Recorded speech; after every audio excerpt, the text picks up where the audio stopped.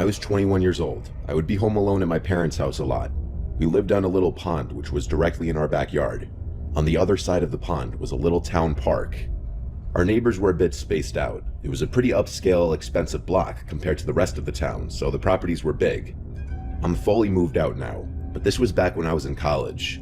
My parents make a lot of money, and we have multiple homes, so often I was home alone. It was a random night in the summertime. I was off from school, so I can't remember if it was the weekend or a weekday, but odds are since I was home, it was a random weekday. I was in the back sunroom watching a show. That was my favorite room in the house in the summer because it was the most cozy and had the best breeze with all the windows open. I was right on the corner of the couch closest to the corner window when I heard splashing from outside, like in the pond. It could have been a goose or duck. Sometimes they'd fight in the water and make a bunch of splashing sounds, so at first I ignored it. But as it persisted, I decided to lower the volume on the TV and listen. I put my ear up to the window even, and I heard consistent splashing sounds, way too heavy to be from a duck or goose. It sounded like they were splashes from a person. I opened the door in the sunroom and stepped outside to the deck. I looked out to the pitch darkness of the backyard. I now heard a man's humming along with the splashes. Someone was definitely swimming in the water. They were trespassing. Each house on the pond owned a specific chunk of the pond. I stepped inside for a second to flick on the lights to the backyard deck. As I did this, just a bit of the pond was exposed, and the splashes and humming stopped. Whoever it was clearly saw me. I wondered if it was one of the neighbors going for a swim or something, which also just seemed weird because no one really swam in the pond ever. But honestly, whether it was or wasn't a neighbor, I wasn't going to confront whoever it was. I stepped back inside and turned off the lights, of course locking the door as well. I texted my brother who was away at college about it. He didn't answer right away. I was trying not to creep myself out over it, but watching TV after this was kind of hard. I couldn't focus on the show. I looked out the window, but all I could see outside was darkness. I still had the TV on in the background, not realizing how revealing the light from the TV would be outside. And then I thought I heard something on the deck. I hurried to find the remote and turn off the TV, and as the room went black and silent, it took me a few seconds to adjust and realize that there was the sound of someone's heavy breathing right outside one of the many windows in the room. I instantly laid down flat on the couch to try and hide myself, and after a short moment of silence, a deep voice from outside the window said, "I see you." My heart dropped into my stomach. I couldn't decide in the moment whether to speak or keep hiding, so I just blurted out, "Paul, is that you?" Paul was the name of one of our neighbors. I said this clinging on to the hope that maybe it was him, and he was just messing with me, but the man outside didn't respond to this. I just heard footsteps walking away. As the barefoot-sounding footsteps faded to silence, I still laid flat on the couch, too afraid to move. I laid for a few minutes, before the thought to go check that all the doors were locked came to mind. I exploded off the couch and ran straight for the front door. It was locked, as was the side entrance door. After a little while longer and texting my entire family about what was going on, my dad told me to turn the backyard lights on and check if anyone was still out there. He basically told me to be the man of the house and protect it. So I listened and checked the back deck through the window. It was clear.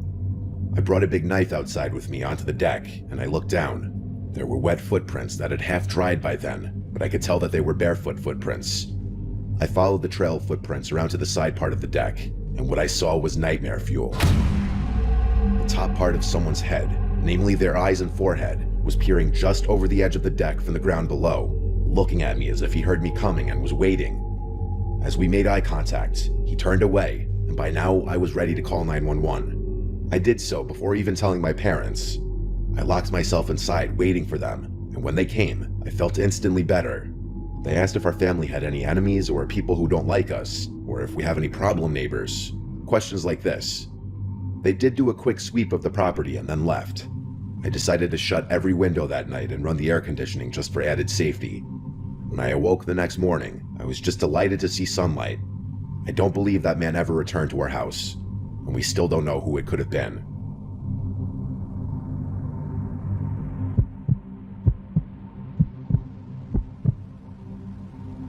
I have a dog who I take for a walk 3 times a day. First in the morning, then in the afternoon, and finally at night. I take him on the same route every time, which is through our driveway exit, which leads to a cul-de-sac parking lot for the condominium complex we live in. This will make sense soon as to why I'm telling you this. On the night walk, I always go somewhat late. I'm not sure why, but it's been a habit ever since I've had him, and it's never been a problem for us. Until one night, I begin our final walk of the day and go our usual route. I have a flashlight with me as there are no lights at the parking lot, and I'm listening to music with only one AirPod as I feel it would be for the best just in case I heard something unusual. And I did. As I'm approaching the parking lot, I was hearing something. A voice of some kind that was up ahead of me, but I was completely zoned out in my own world of music as it was happening. But then my mind finally caught up and I stopped. I took the AirPod out and stood still to listen, just to see if I was only hearing things. And then it happened again, a voice that spoke ahead of me, but I couldn't see anyone. So I did the stupid thing and continued to carefully walk forward because I thought it was all in my head. But something didn't feel right about it. I stopped again after a few feet right next to where all of the cars were parked, and I had my flashlight pointed everywhere in front of me. I stayed listening, and the creepiest thing that has ever happened to me yet was hearing a muffled voice of what sounded like a kid say the word help. My heart dropped so fast I couldn't move my legs. I frantically pointed my flashlight everywhere to see where it was coming from. I was sure it was coming from the cars, but I was completely thrown off by this. But there wasn't a kid in sight, or anyone nearby. It was just me and my dog, who didn't seem to notice anything as he was just sniffing some bushes nearby. And then I heard it again. The word help was spoken 3 more times, and it was coming from my left side where the cars were parked. It made me panic even more. I didn't know what to think of it, and I knew I wasn't imagining this when I saw my dog's ears perked up, and he was looking in the same direction I was facing after it happened. And that's when it hit me about how incredibly eerie all of this was. After hearing it multiple times, I realized the kid's voice didn't sound entirely like a kid. I don't know how to explain it, but it was like the mix of an adult and a child at the same time. And each time they called for help, not only was the voice always muffled, but it was spoken in a more generic statement as opposed to a cry for actual help every time. And I mean that literally. There was absolutely no change in the tone, inflection, sound, or anything of sorts. My dog and I ran straight home afterwards, and I tried to explain to my mom what happened. She was puzzled herself about what it could have been, and I suggested we call the cops on the off chance that there was actually someone in need of help, but she didn't think it was necessary. So many questions were conjuring up in my head. Why was the voice muffled?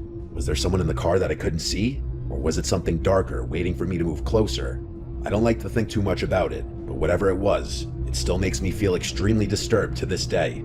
This picture is where I had stopped and taken my AirPods out to listen, and I heard it up ahead on the left. This is where I had gotten closer and heard it on my left side. I'm aware that there's a condo complex on the right side, which some may think the noise was coming from, but it was in this direction facing the cars where my dog and I heard it, and you could see from this point of view that there's nothing to really indicate a noise coming from somewhere else.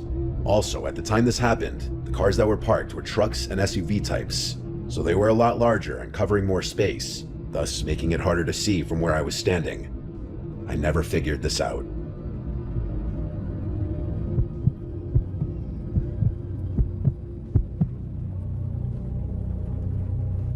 What I'm about to tell you is the reason why my parents moved out of a house that was in the family for 3 generations. I've struggled with depression most of my life. It's hard for me to shake the feeling of being useless. I'm doing much better now, but when I was a kid, it was horrible. Because of that, I spent a lot of time alone in my room. My house was nestled in a very woodsy area. There were trees on 3 sides of it and a forest separating it from any neighbors.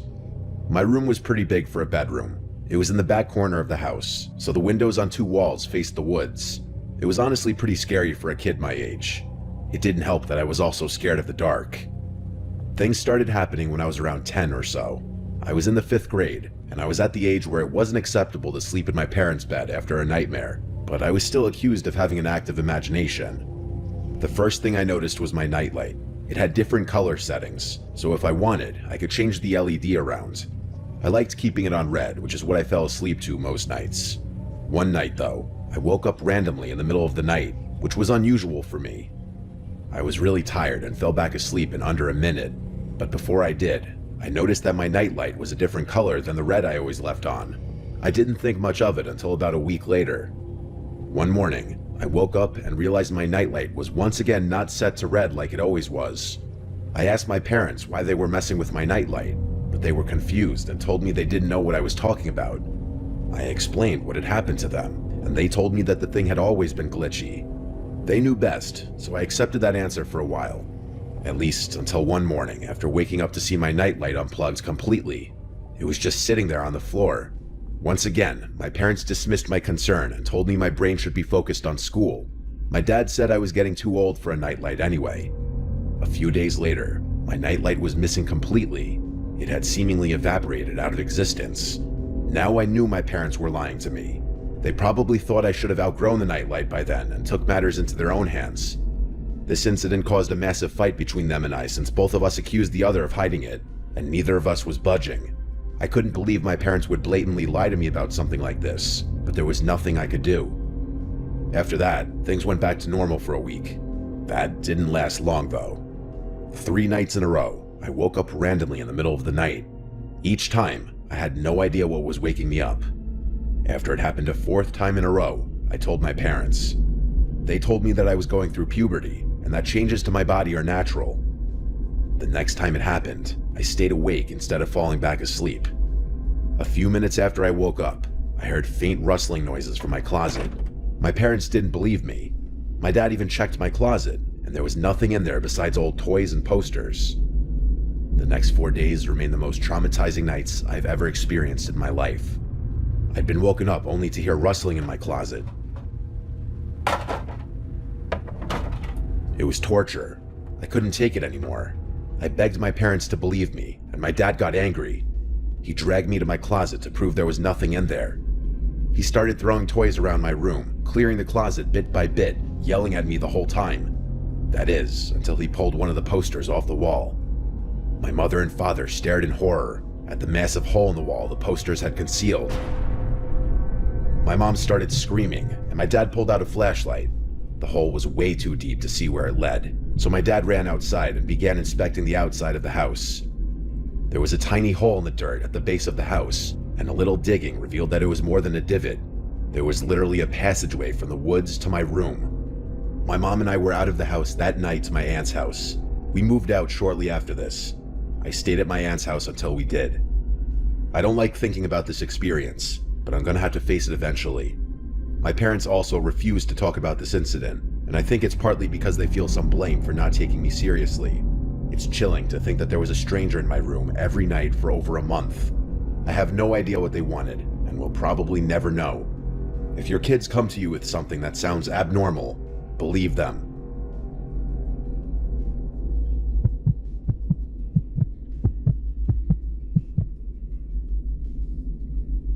My name is Leo. To be completely honest with you, I'm a little lost in life right now.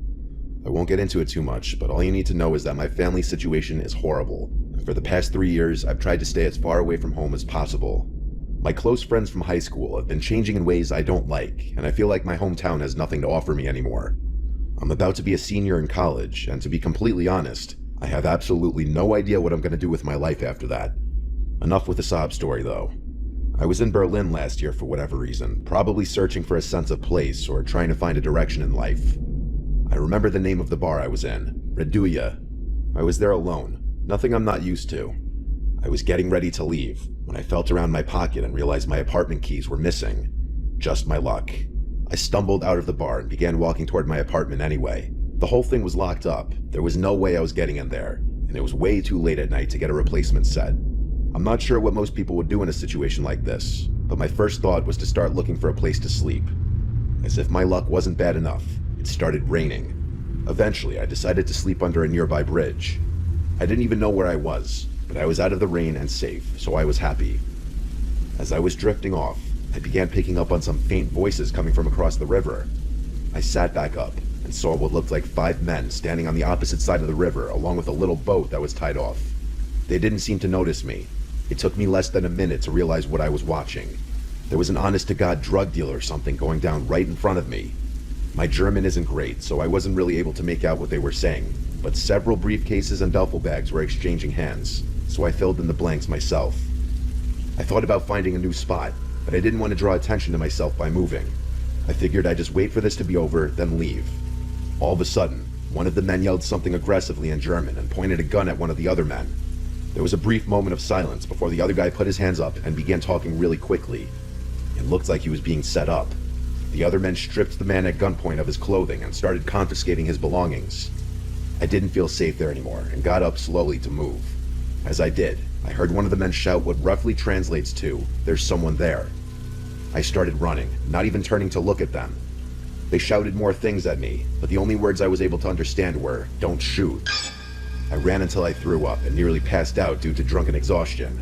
There was no way they'd be able to catch me, but they could have easily killed me. Sometimes I still think about how I could have lost my life that night if those men had decided to fire at me. Sometimes I feel like I'm fated to run forever.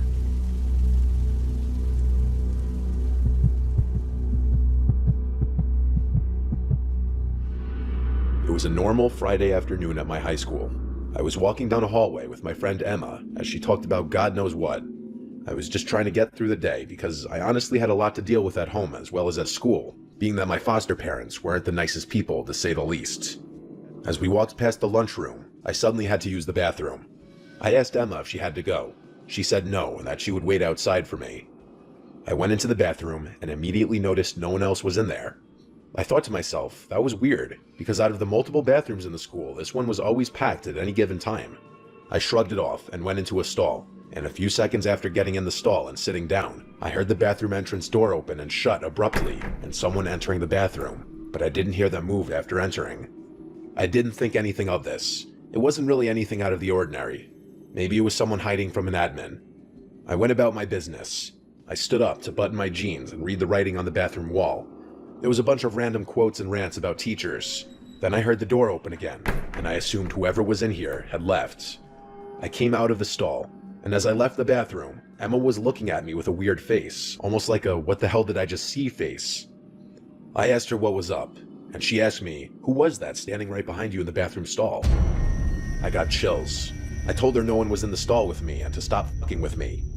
She promised me she wasn't. She told me she actually came in seconds before I came out because she realized she did need to go.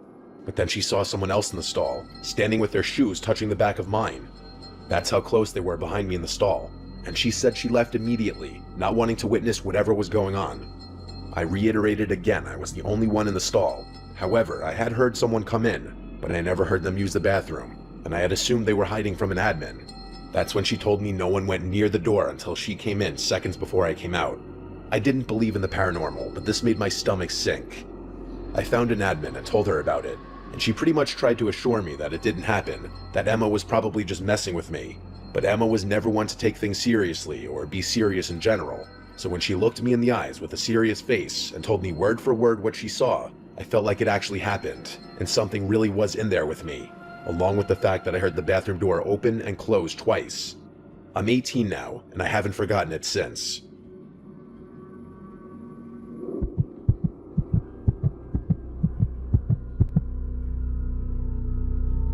This happened long ago when I was renting a small house in the town that I got my first real big girl job at.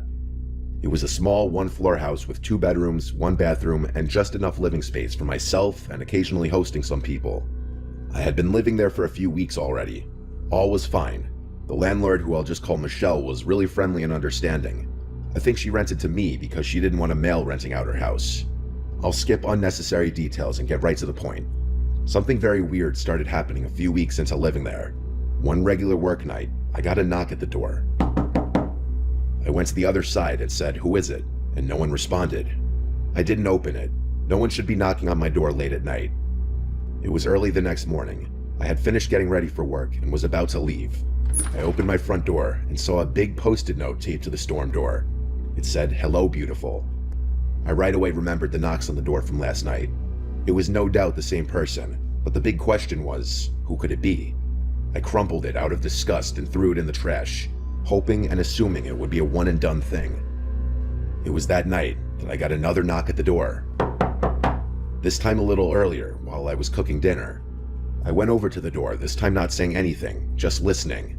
There was no peephole or glass to look through to the other side. I had no way of seeing who was there without opening the door, and that wasn't going to happen, as the storm door didn't lock. But this was the second night in a row, and now I was realizing this was some kind of stalker situation. I called my mom and dad to ask for advice, and really, they didn't even know what to say. My dad, who was a retired police officer, said that if I called the cops, they wouldn't really be of any help unless they were catching the person in the act. My dad advised me to not go outside late at night for a while, don't answer the door, and if it persists, that he'd come to town and spend a few days with me. So that was the advice I followed. The next morning, the first thing I did was check the storm door for another note, and part of me died inside when I saw another note stuck to the glass. This one said, "I like to watch you." I took a picture of it with my phone and sent it to not only my family, but Michelle as well. I asked Michelle if she had any kinds of issues with certain men or any stalkers. She acted appalled and shocked when I sent her a picture of the note and told her about the knocks. She assured me that she didn't have any stalkers and that she was in a long-term relationship. Still, I wasn't entirely convinced. I left a note on the door after work that day, saying if you're looking for Michelle, she does not live here. She only rents this house out.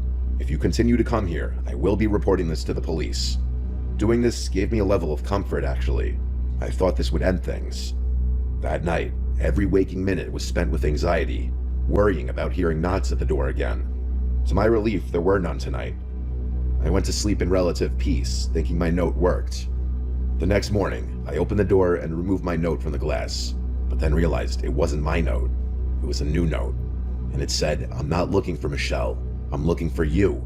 And then it said my name, followed with, "I like watching you," like it said in the previous note. I sent it to my dad right away. I felt seriously ill. My dad packed a bag and drove up first thing. He was at my house by the time I got home from work. And work that day was rough because I couldn't think of anything except for this horrific situation. I even wondered if someone in my office could have been doing this, like this creepy guy Fernando. My dad and I waited to call the police together until later in the night when we figured whoever was doing this may be hiding out there already. We wanted them to see the police presence. We spoke with an officer outside. My dad said it must have been a busy night since they only sent one. My dad being a retired police officer obviously didn't hurt in this whole situation. After the officer left with his report, my dad stayed out on the front stoop for hours, even after I went to sleep. Obviously the person didn't return that night, and I moved out once I was able to pack all my things. Michelle was completely understanding. Thankfully, whoever was stalking me at that house didn't follow me to my new place, likely eliminating the possibility that it was a coworker. So I will likely never know who it was.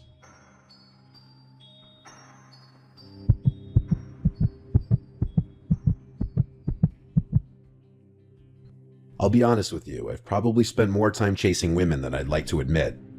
I've had to tone it down a lot since college, partly because of what I'm about to tell you.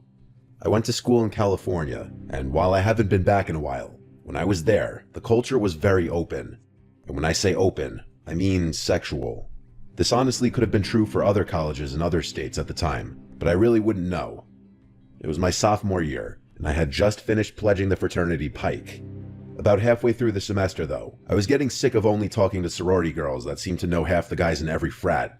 It was honestly a little gross, and I started developing a fear that every girl I was interested in had been with several people I personally knew. I tried my luck and created a Tinder profile. It wasn't long before I matched with someone whose interests seemed to match mine.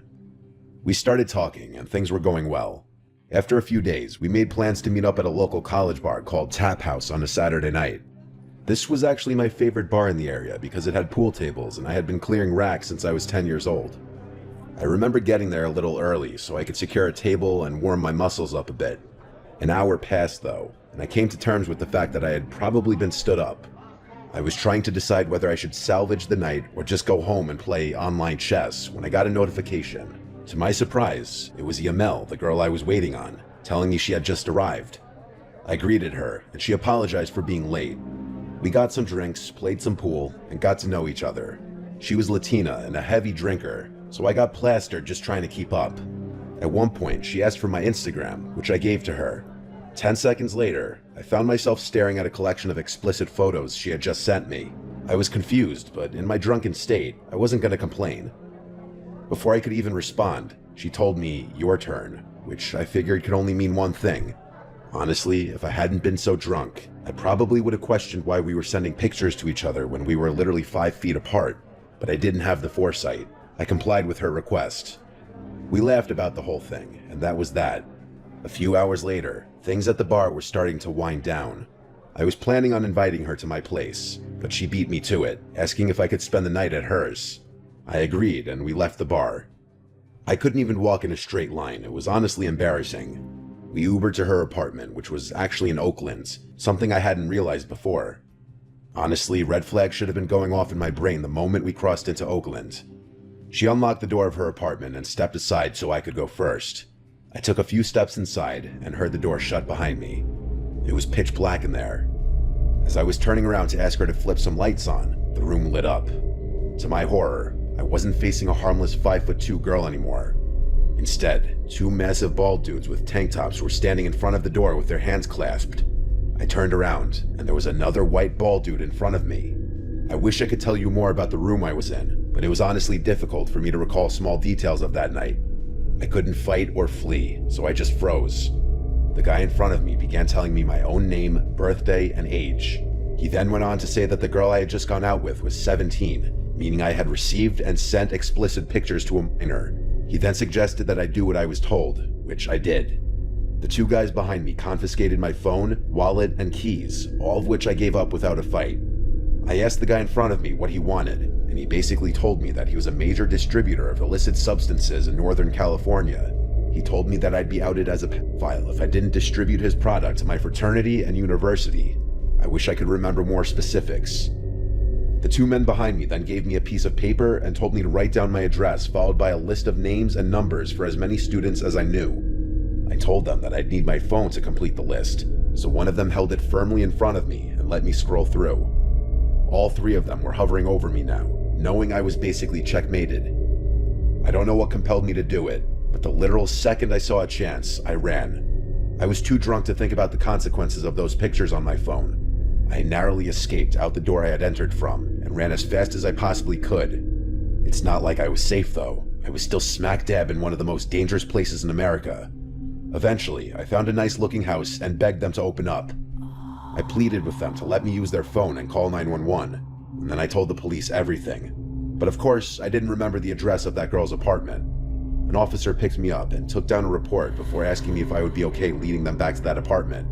I was actually able to retrace the way I had run, and I waited in one of the squad cars as the police barged in. After a few minutes, an officer told me that the place was completely deserted and there were not any signs that people had even been there. In the following weeks, the police actually took my report seriously and launched a full-scale investigation. They concluded that it was probably gang-related, but were never able to arrest anyone. That was years ago.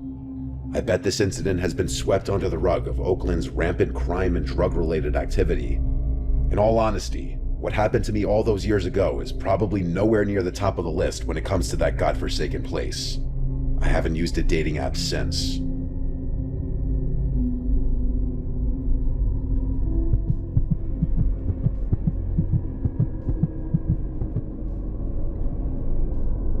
I've been smoking cigarettes every day for years. Before you judge me, let me just say that I recently started seeing a therapist for my nicotine addiction. Unfortunately, it hasn't helped much. The only thing worse than my nicotine addiction is my sleep schedule. I don't know what it is. I find myself staying up hours past midnight and rarely get out of bed before noon. While I'm trying to fix these parts of my life, they're extremely relevant to what I'm about to tell you. It began a few months ago. I was standing on my balcony, like I do most nights, smoking a cigarette. I live in a really secluded neighborhood. It's not like the houses around here are right next to each other. Despite this, I have a neighbor whose fence I can see over if I'm standing on my balcony. I'm not nosy or anything, but this particular night, I was looking into his yard. I had never met the guy, but I assumed he lived alone since there was only ever a navy blue BMW parked in his driveway. But not this night though. There was a black van I'd never seen before sitting in front of his house. I didn't make anything of it, just noting the coincidence to myself. The next night though, I made it a point to pay attention to his yard, and the same black van was parked there again. I didn't assume something sinister was going on. I was more intrigued than anything. The following morning, I went up to my balcony and looked into his yard. The van was gone. For the remainder of the week, I made a game out of observing the van at night, theorizing its purpose. I said I wasn't nosy, but I sure am obsessive. It's actually the main reason most of my friends drifted out of my life. I wasn't going to do more than observe though. It wasn't my business or place to poke around further. That is, until one night, when I saw something that completely changed my perspective of the situation. I was up later than usual. It was maybe 5 in the morning. The van was there, as it had been the past several nights. I was smoking my last cigarette when my neighbor actually walked outside, something I hadn't seen yet. I watched as he made his way to the van, carrying what appeared to be a long black bag. It almost looked like a set of golf clubs, only much heavier. After opening the van's sliding door, he delicately placed the bag inside. He promptly got in the driver's seat and sped off. I was dumbfounded. I had absolutely no idea what he could have been carrying. I was exhausted though, so I figured I'd think about it more the next morning. The next day, I decided that I'd go out on my balcony a little earlier and wait for the van to arrive at his house. I brought my laptop up there so I could get some work done and wait. It was around 10 p.m. and the van wasn't in the driveway, but around 1 a.m. the van pulled in. I quickly shut my laptop and watched. Nothing happened for a good several minutes, like the van just sat there, engine running and all. After about 5 minutes, the driver door opened and there he was. I watched as he went around to the side of the van, then slid the door open and pulled out the same bag that he had put in the night before. He seemed to be struggling this time around, visibly trying not to crack under the weight of whatever was in there. After waddling a few slow steps, both he and the bag disappeared into his house. I didn't know what to think. I thought about waiting there until 5 a.m. again, but that would be far too taxing on my brain. Something was definitely wrong though, and I was determined to find out what. The next morning, I flipped a coin and ultimately decided to follow his van when he pulled out that night. After a pretty unproductive day, I went up to my balcony around 4 a.m. and waited, cigarette in hand. As soon as I saw movement in his driveway, I rushed downstairs, grabbed my keys, and got in my car. I turned my headlights off and waited for the van to turn onto the main road. Once it did, I began tailing it. After 20 minutes of driving, he pulled onto a dirt path that looked like it led into the woods. It did. I followed, and the woods actually started thinning up a bit. It seemed like this path had once been a main road or something. We drove for another few minutes before I realized what his destination was. There was a deserted gas station literally tucked away in some clearing in the woods, and right in front of it was the BMW I'd always seen parked in his driveway. I feared I was getting too close, so I turned my car around and parked across the street from the dirt road. I must have waited there an hour. His BMW finally pulled out of the clearing. Nervously, I started driving back up the path, not sure what I'd find. I pulled over on the side of the road and started walking towards the gas station. It was eerie. The front door was locked. I walked around to the side. That was locked as well. So was the back door. I needed to know what was inside. There was a row of windows that I tried to open, but none of them would budge. Against my better judgment, I picked up a rock and slammed it into one of the windows. It shattered pretty easily, but there must have been a security system in that place because alarm bells started blaring. I sprinted back to my car, the whole time wondering why an abandoned gas station would be rigged with an alarm system. As I sped out of there, I called 911 and gave them a vague description before hanging up. I got back to my house and ran inside, my heart still racing. The next morning, I woke up hoping the whole thing had blown over. Boy, was I wrong. I went up to my balcony to see like 8 police cars in my neighbor's driveway, lights flashing and everything. I watched as an officer escorted my neighbor out of his house in handcuffs. One by one, the police cars drove away and I was left to my imagination. I lit a cigarette and stood there, finally alone with my thoughts. I've asked the police for details on several occasions, but they would never answer my questions. I've even tried driving back up to that gas station, but the whole road had been blocked off. Maybe one day I'll work up the courage to walk through the woods and go looking for answers.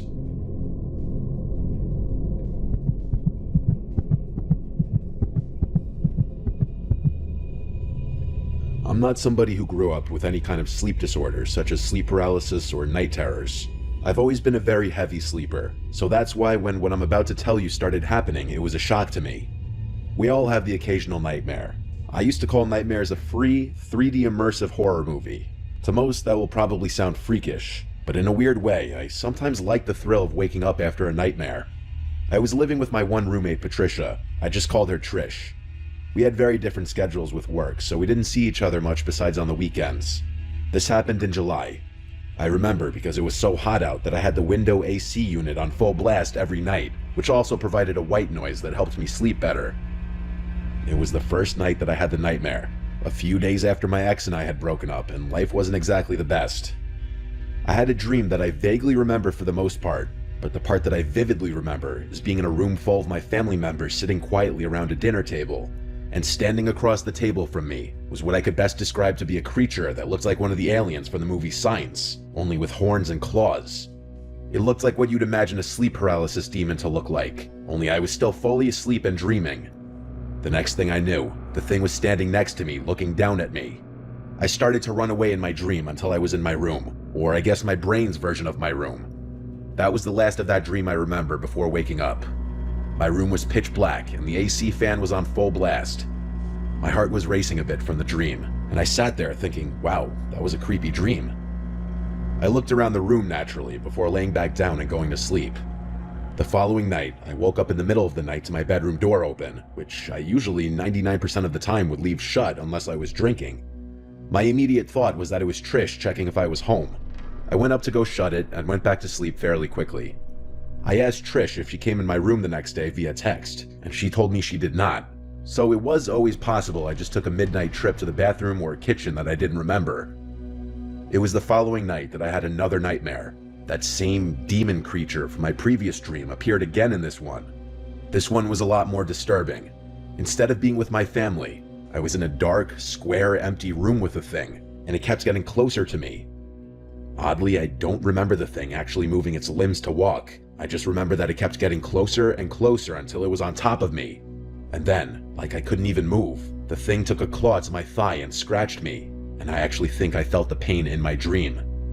Then, the next thing I remember is waking up. I don't mean I woke up right after that. I mean I don't remember what happened after that in the dream. But it was dark in the room once again, AC on full blast.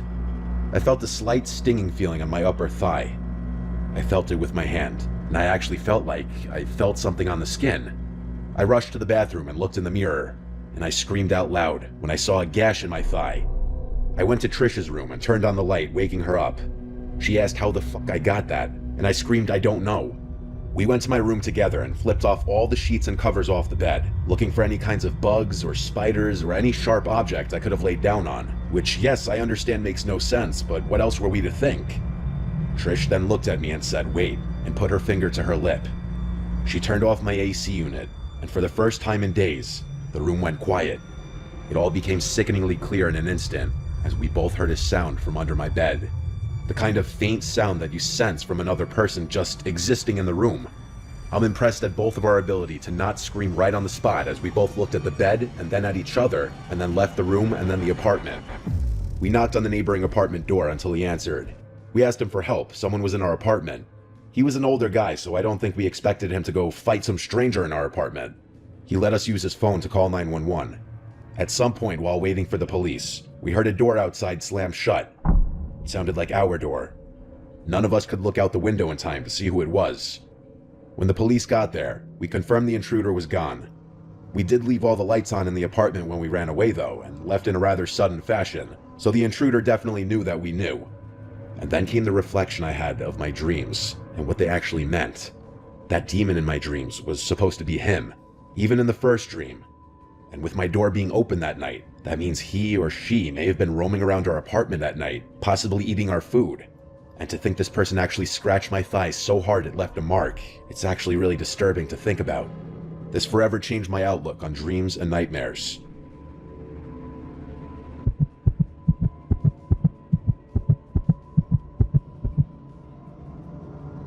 This happened when I was a little kid living in our old house in Suffolk County, Long Island. I'm gonna say I was about 6 or 7 years old.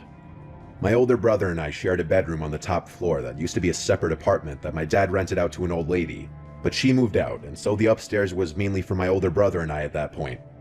The layout was as follows. At the top of the stairs, on the left was our bedroom, which used to be the old woman's living room. Straight ahead was the bathroom, and to the right was an extra kitchen and a small bedroom. We had a million toys in our room, as the room itself was huge, and it also had 2 parallel crawl-in closets on opposite sides of the room where we stored a million other toys and board games and stuff like that. There was one toy though, a race car with a bunch of buttons on it. The buttons would make the car's lights turn on momentarily and play varying sound effects such as honking, revving, and driving sounds, and a little rock song. It was a toy we had for like ever, because it was originally a gift from my brother when he was a little younger. It was a random night. My brother and I were both in bed, not yet asleep, when suddenly, like a jump scare from a scary movie, the loud revving sound of that car toy suddenly activated, along with the lights of the car in the middle of the room.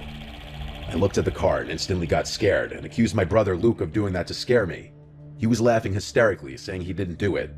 I was completely terrified. The toy then stopped making noises and went quiet. I was extremely unsettled, as any little kid would be, but nevertheless, time marched on and I fell asleep. It wasn't for a while until something else happened. One night, when Luke and I were both in bed again, we both heard a weird thud in the room. Luke insisted on trying to creep me out, saying there was a ghost in the room or something, and I kept yelling at him to shut up or I'd get Mom. He kept laughing until we both noticed a light in the corner of the room. It was the toy car again. I got out from the bed and ran straight down the stairs yelling for my mom. I got to my parents' room and yelled there's something in our room. I'm sure I gave a little 7-year-old spiel about how there's a ghost in the room, hearing a thud and the lights on the toy car turning on. Luke entered the room, and my mom defaulted to telling him to knock it off if he's trying to scare me. He said how could he turn the lights of the car on from his bed? I slept in my parents' room that night because I was too scared to sleep upstairs. It was a long while after that night and nothing happened. Not until one night. Luke was not in the room. My guess is he was having a sleepover with one of his many friends. I was sleeping in the room by myself that night. I had long since tucked that car away in the small bedroom across the hall because it freaked me out. After my mom kissed me goodnight, I asked her to keep the door open since I was always scared when I was alone in the room. I rolled on my side and tried to go to sleep. But being that I was scared of being alone, I had a hard time getting tired that night. I felt wide awake. Then, there was a sound I can't explain that came from down the hall. I flipped over to face the door, and the toy car rolled into the room with its lights on. I let out a scream straight from the bottom of my stomach as I cried for my mom and pressed my body up against the wall. Moments later, my parents both came up the stairs into the room, noticing the car on the floor. I screamed that someone pushed the car into the room. My dad went to go check the other rooms, but said there was no one there. There weren't any places to hide up there besides the closets and under the beds, and my dad checked all of them. I don't know what my parents thought in that moment. On one hand, they probably thought the toy was malfunctioning or it's just my imagination, but on the other hand, I think they were also slightly freaked out. That toy car didn't have a feature to move on its own. My dad smashed the toy and threw it in the neighbor's trash to make me feel better. I slept in their room for a while until my dad forced me back upstairs eventually. This story is the reason why I believe in the paranormal and something after death.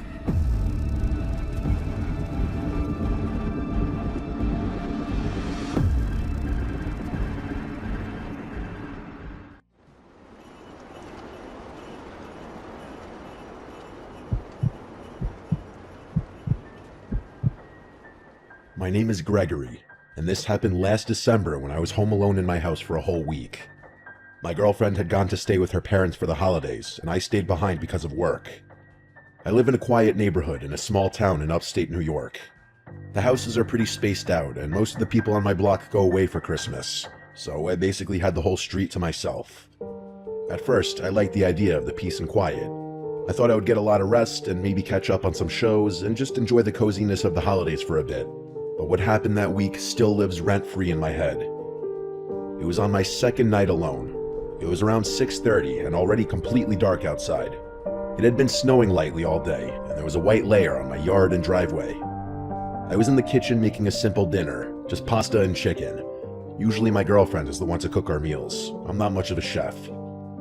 I turned on the TV in the background to make the house feel less empty, because as happy as I was to have the place to myself for a bit, I wasn't used to it being so empty and quiet in here. While I was eating at the table, I heard something unusual. It really took me a second to figure out what it was. It sounded like singing. I muted the TV and listened. The sound was definitely coming from outside. The singing got a little clearer, and I realized the person was singing Jingle Bells.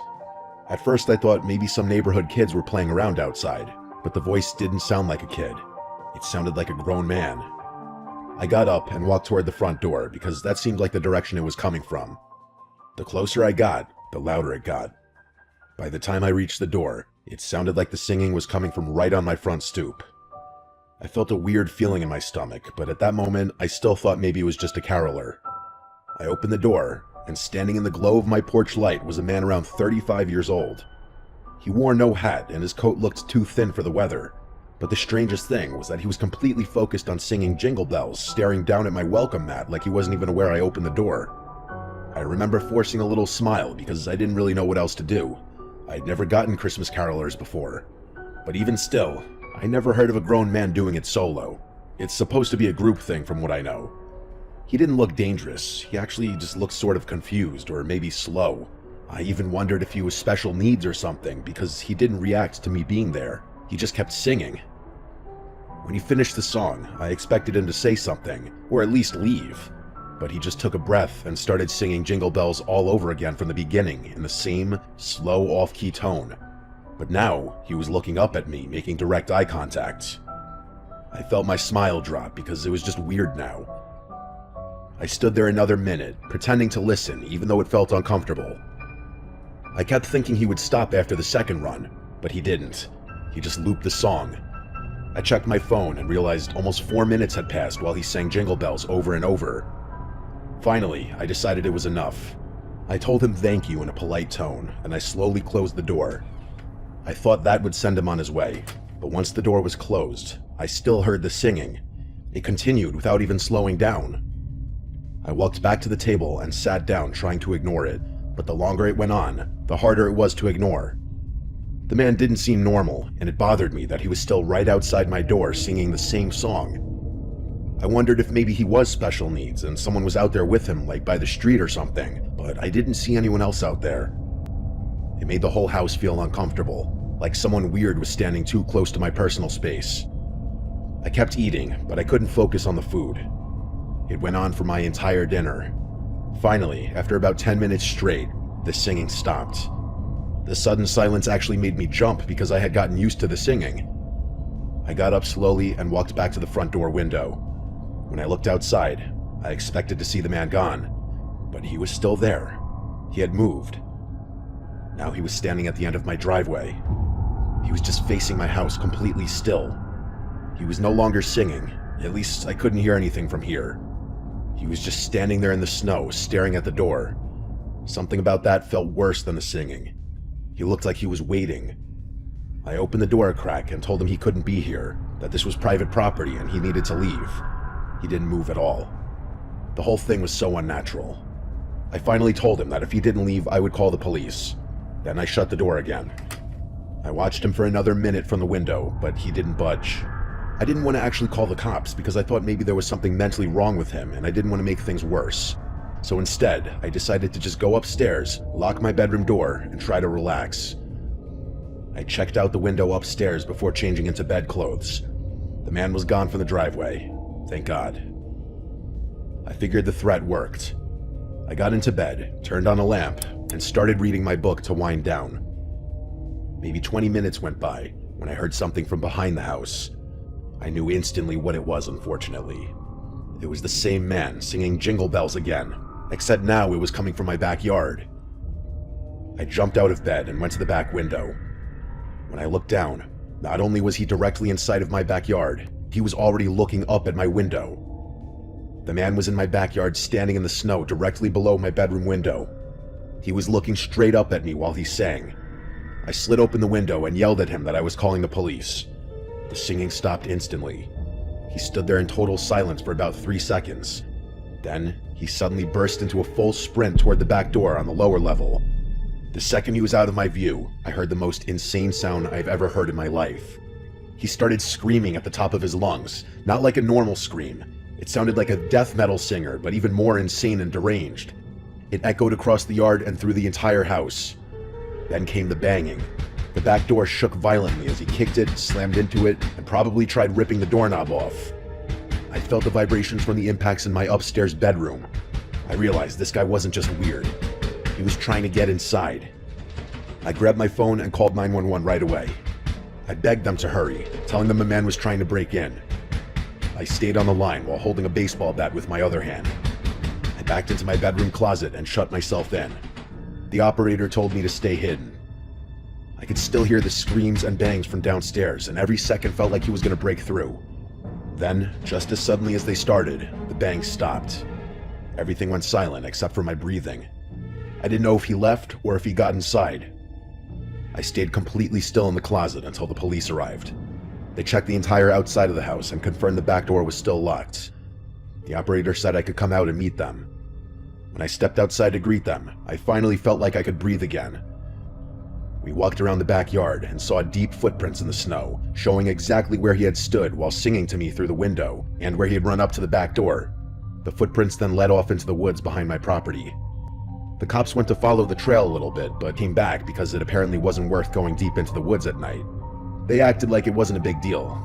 They told me people act strange all the time, and that as long as I kept my doors locked, I should be fine. They didn't seem very interested in finding him, and that bothered me a lot, but I was too shaken up to argue. After they left, the house felt horribly empty and cold. I kept every door and window locked and double-checked them over and over. At that point, I was over the alone time and just wanted my girlfriend back home. I went down to my parents' place for Christmas Eve and Christmas, thankfully. As far as that man, he never returned. At least, not that I know of.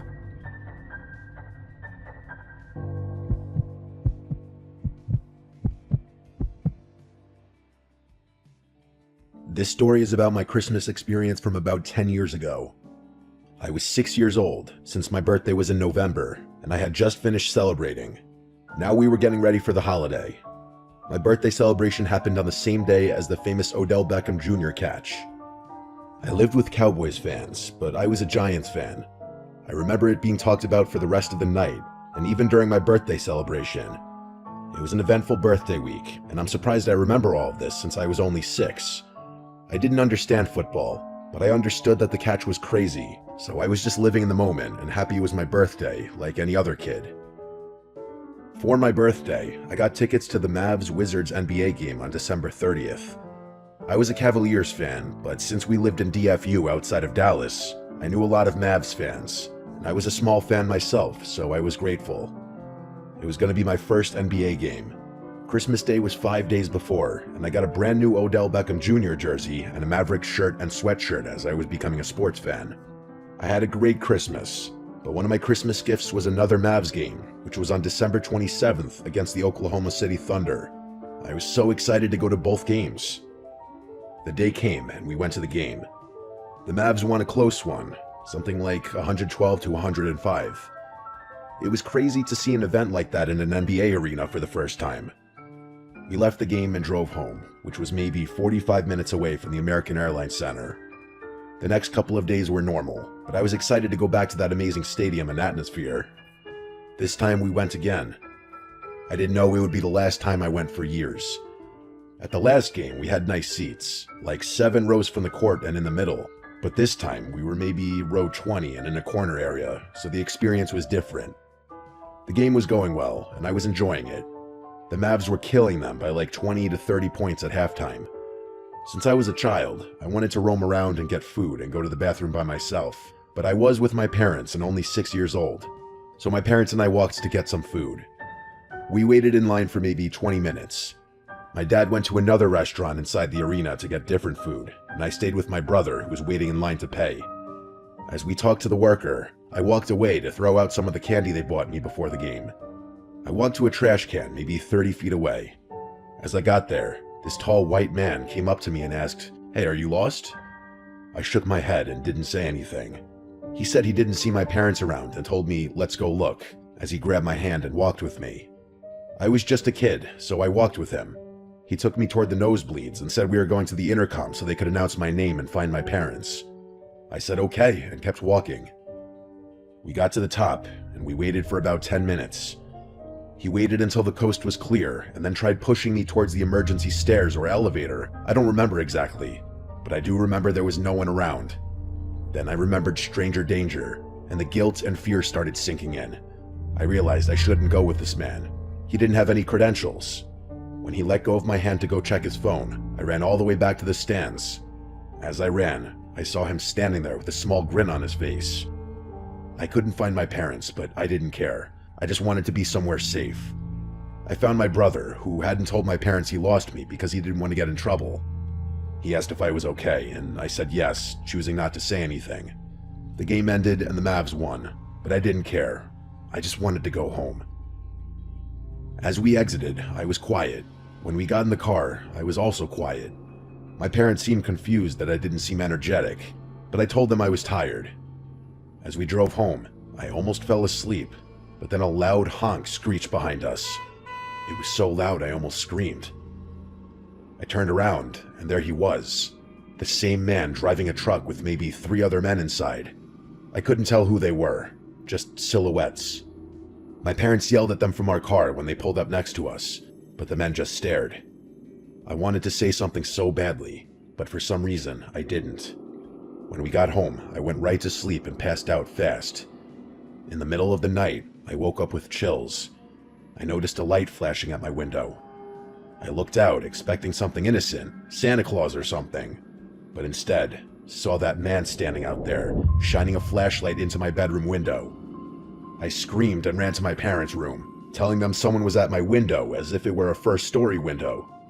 They rushed outside and searched for maybe 20 minutes. They didn't find anything, and since I was a kid, they didn't believe me. They said it must have been a shadow from a car, but I know what I saw. On New Year's Eve, a couple days later, we were staying up until midnight to watch the ball drop. We were about 5 or 6 minutes away from midnight when the doorbell rang. My parents answered it. I didn't pay attention until I heard the man's voice, and I was 100% sure it was him. I told my parents, but they didn't believe me. I told them at the game he brought me to the high level, and I ran away and escaped, but they still didn't believe me. They said it was just a man handing out lost dog flyers for his cousin's dog. The night went on, and I was fine, but then a year later, on New Year's Eve, there was a knock at my bedroom window. Keep in mind, I had forgotten about the situation. I got up and looked, and there was a piece of paper on the window that said, "This New Year, you'll meet me again." I gave my parents the note, and they filed a report, but they never heard anything back. Every couple of years, I get terrified of New Year's Eve, thinking that man will come back. I told my parents I never want to go back to an NBA game, saying it wasn't my thing. But now I'm 16, and it scares me that the man knows where I live. I'm considering going to the Cavs vs. Mavs game on January 2nd or 3rd, which would be my first game since then, but I'm not sure. This experience scared me away from basketball and made me always close my curtains.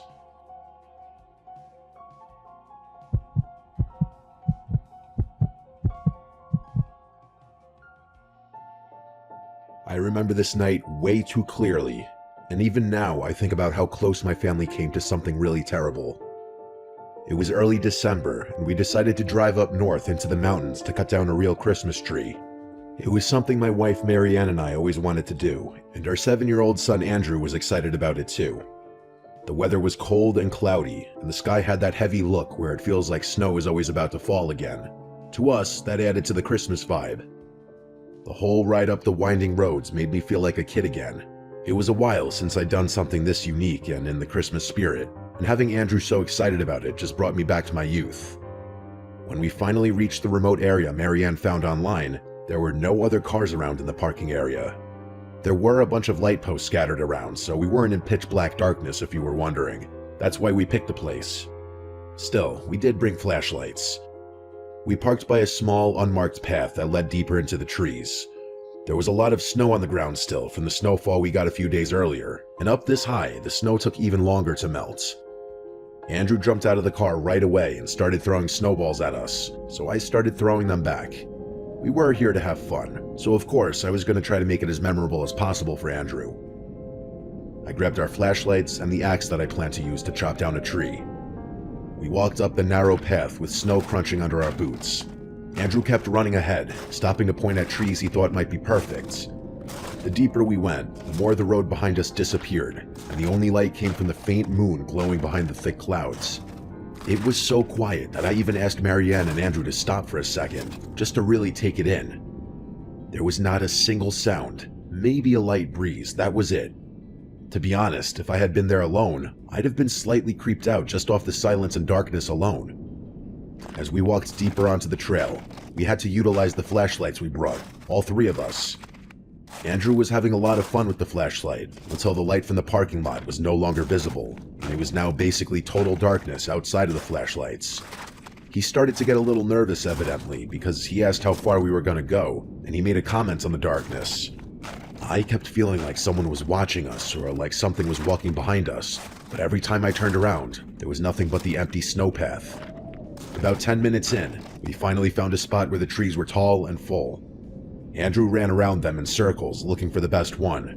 Marianne stayed closer to me and whispered that she wanted to pick a tree fast because she had a weird feeling too. I got exactly what she meant. This was a lot creepier than I had imagined. Right then, I heard soft crunching behind us. It wasn't any of us, nor was it an animal. It sounded like boots crunching the snow, but very slowly, sneaking-like. When I turned around, I saw a man in dark clothes, standing about 20 feet back on the path. He wasn't dressed for the weather. His hands were bare and red from the cold. His jacket looked more like a windbreaker. His face looked pale and stiff, like he'd been out in the cold for way too long. Marianne grabbed Andrew's arm to pull him closer. When the man noticed we were looking at him, he suddenly smiled in an off-putting way and stepped closer. He asked if we were looking for a Christmas tree. His voice, breaking the already unsettling silence, was uncomfortable. His voice was deep and kind of soft.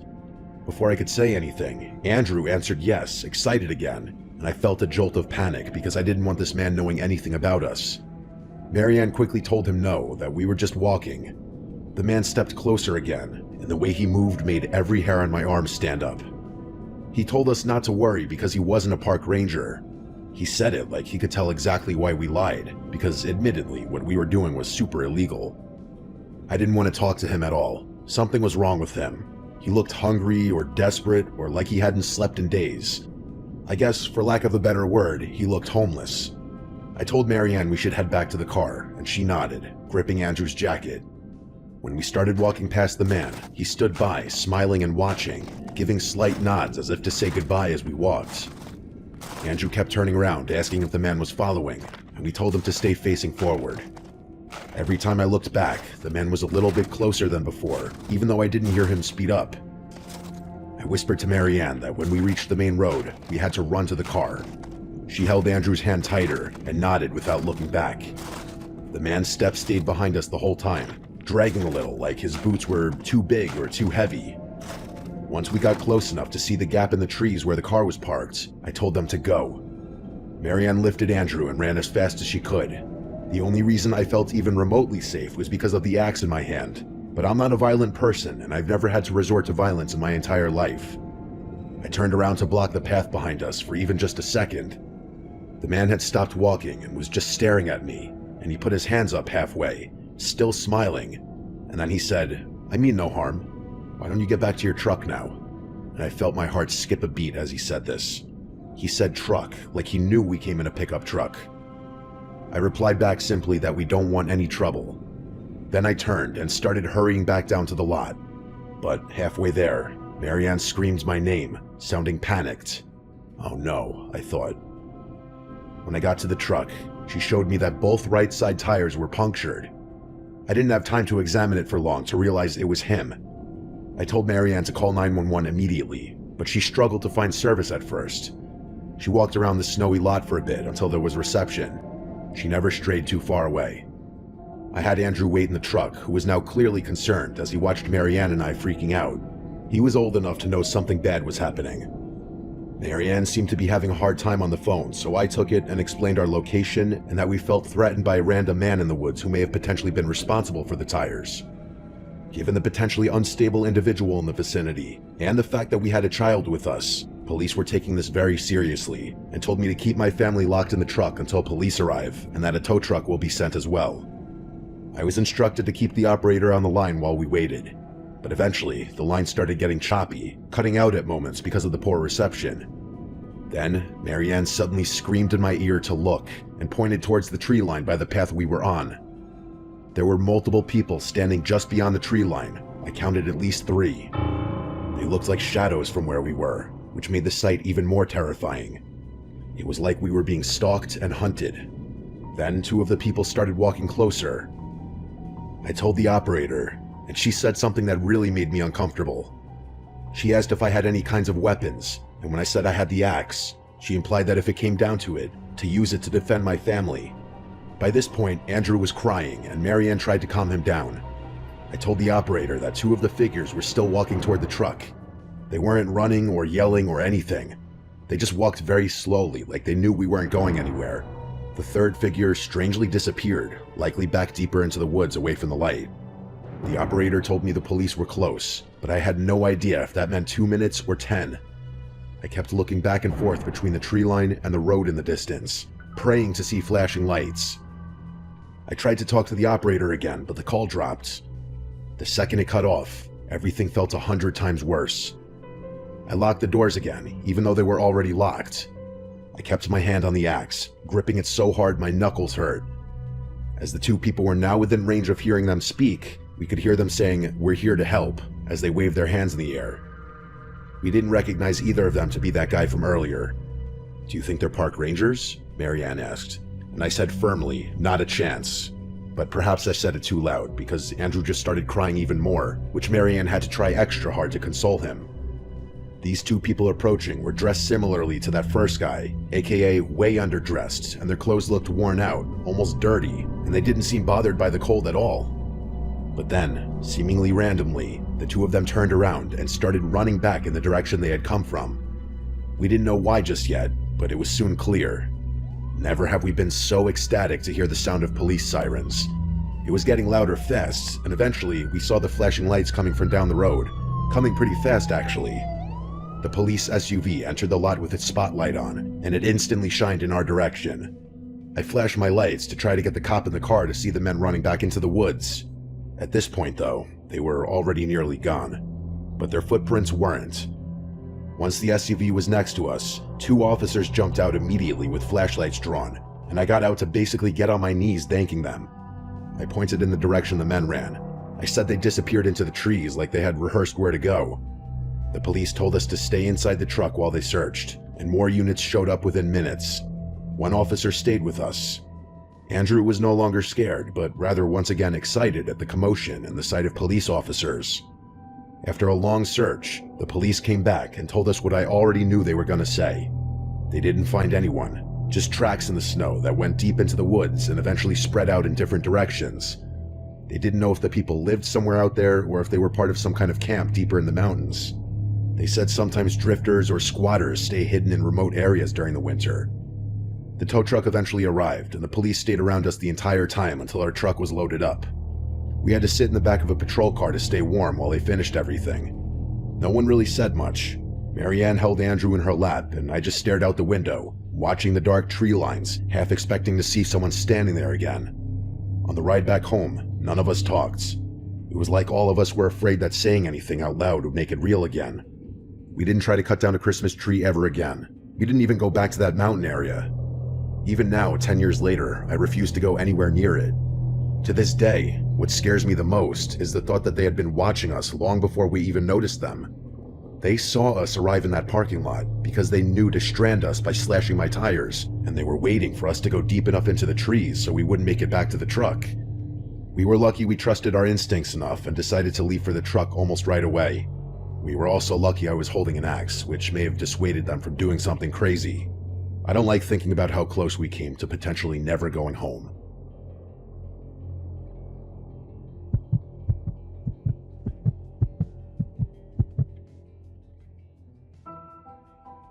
I still think about this one night from when I was 9 years old. It was a few days before Christmas. My parents both had things to do that night, and since I was almost 9, they felt okay leaving me home for a little bit. My mom had to run to the grocery store to get some stuff for Christmas dinner, and my dad was working late like he usually did in December. I was sitting on the couch watching a Christmas movie probably, and eating cookies by the fireplace and tree. Outside, it was already dark even though it was still relatively early, and I remember the Christmas lights flashing on the houses across the street. It was normal, until the doorbell rang. The only reason this made me stop and look was because it was rather late and random for someone to ring the bell, and my mom always told me never to answer the door when I was alone. My parents never ring the bell, obviously, since they have keys. I got up and walked to the door anyway because I wanted to look through the peephole. When I put my eye up to it, I saw there was a man standing on the porch wearing a Santa Claus suit. It was the full thing, too. The red coat, the hat, the beard, everything. But he didn't look like a normal, friendly Santa. He wasn't holding anything besides what looked like a clipboard, and he was standing way too close to the door like he was waiting for me to unlock it. I didn't know what to say at first, so I just kind of whispered, "Who is it?" The man moved his head a little closer to the door like he was trying to see through the peephole or hear me better, and in that moment, he figured out right away that I was a kid. He did, I guess, what was his best Santa impression, as he said he was Santa and that he had gifts for me, and that I should open the door. At 9 years old, I wasn't stupid, and I didn't believe in Santa anymore. My parents taught me about strangers. I told them to go away and that I didn't need anything, and I tried to sound brave, but my voice cracked. The man went silent for a second, and then he asked me if I was home alone. As soon as he said that, I knew to walk away. I instantly felt stupid for even letting him know I was home. I didn't answer him. I stepped back from the door and walked fast to the living room because I suddenly felt too scared to stand near it. I sat on the couch and grabbed a pillow and stared at the TV like acting normal would make the fear go away. But then I heard the doorknob twist. He was testing if the door was locked. I wanted to scream for help, but nobody was home. I waited and hoped he would leave, but a moment later, I heard another sound from the back of the house. It was the back doorknob twisting. It happened so fast after the front door that I bet he ran around the house to the back. That door was even weaker than the front one, and we almost never used it. I felt frozen in place, and all I could think about was that my house only had 2 doors and this man was trying both. I ran to the kitchen and grabbed the phone and dialed my mom's number. When she answered, I started talking really fast, trying not to cry. I told her someone was trying to get into the house and he was dressed like Santa. My mom got serious right away and told me she was coming home right now and that I should not open any doors no matter what. She told me to stay in the living room and keep the curtains closed. I sat on the floor behind the couch where I couldn't be seen from any windows, and I stayed completely still. I kept hearing small noises outside, like footsteps or light taps, just some forms of sounds indicating that someone was still there. Eventually, they stopped, and not long after, I heard a car pulling into our driveway, and I knew it was my mom because I recognized her squeaking brakes.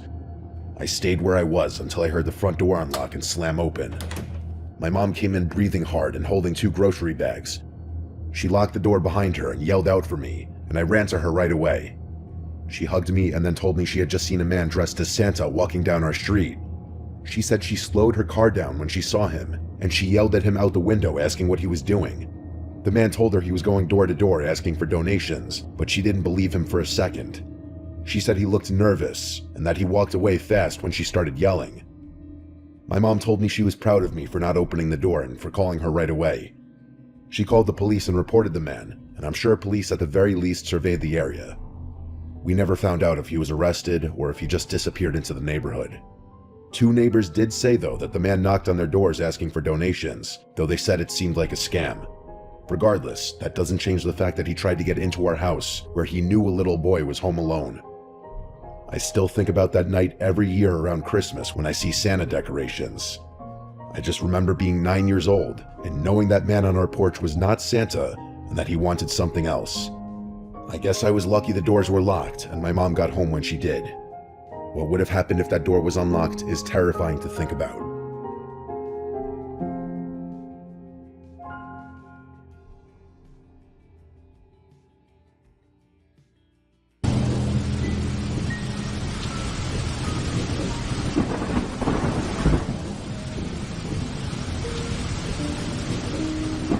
I was 22 years old, attending a Halloween party at my former best friend Nick's house, who died of a heroin overdose in 2013.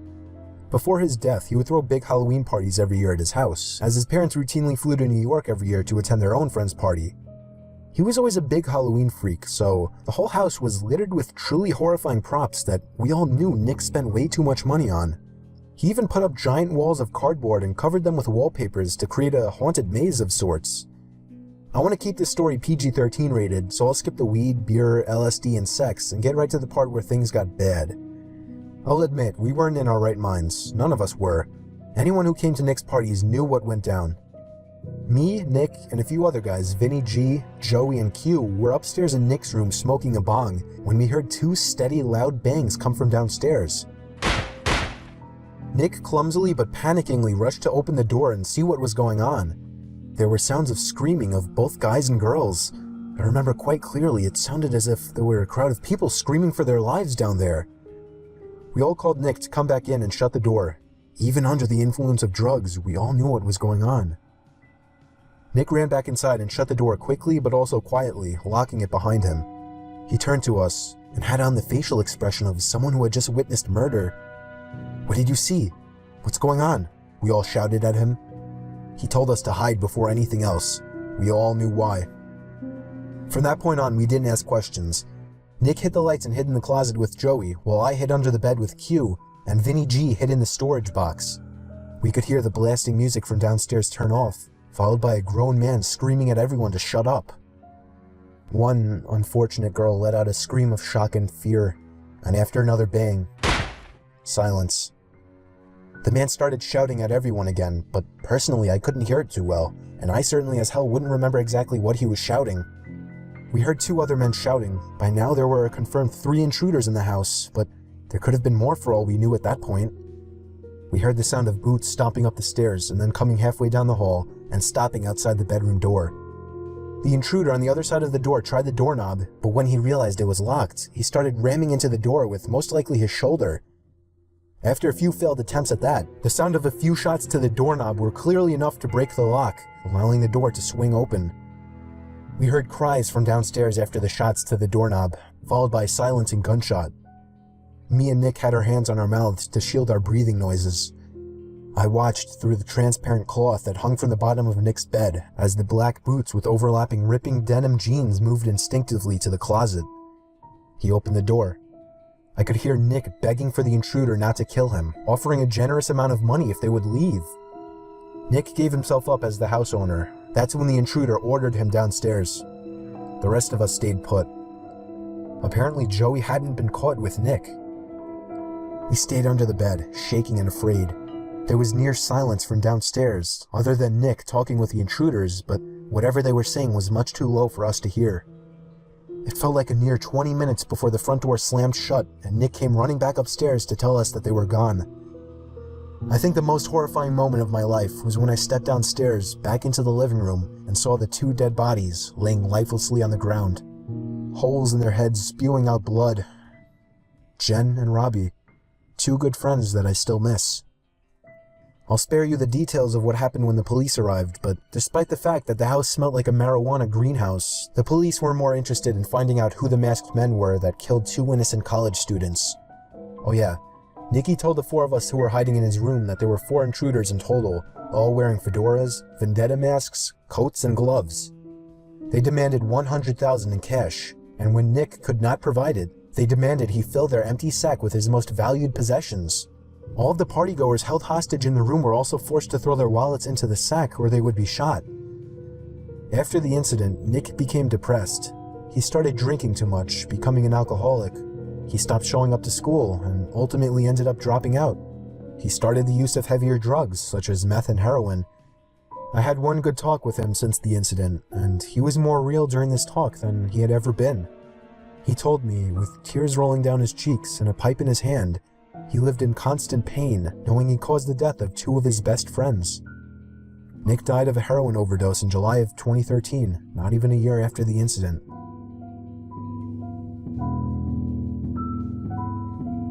It was my first Halloween living in my own house away from my parents. I live in a small corner house with a basement but no upstairs, a house my parents paid half for. It was 11 o'clock at night. I was sitting in the living room watching scary Halloween movies when I found myself getting up to answer a knock at the door. But then I stopped and thought, who could be at the door at 11 p.m.? Surely there were no more trick-or-treaters out. I had a pretty good feeling it was a late-night Halloween ding-dong-ditcher, so I gave it a second, then I shot a glance to the porch through the window. They were gone already. Yup, ding-dong-ditchers. I sat back down not thinking twice about it, and again, knocking at the front door. "Get lost," I yelled. I was not in the mood for punky kids.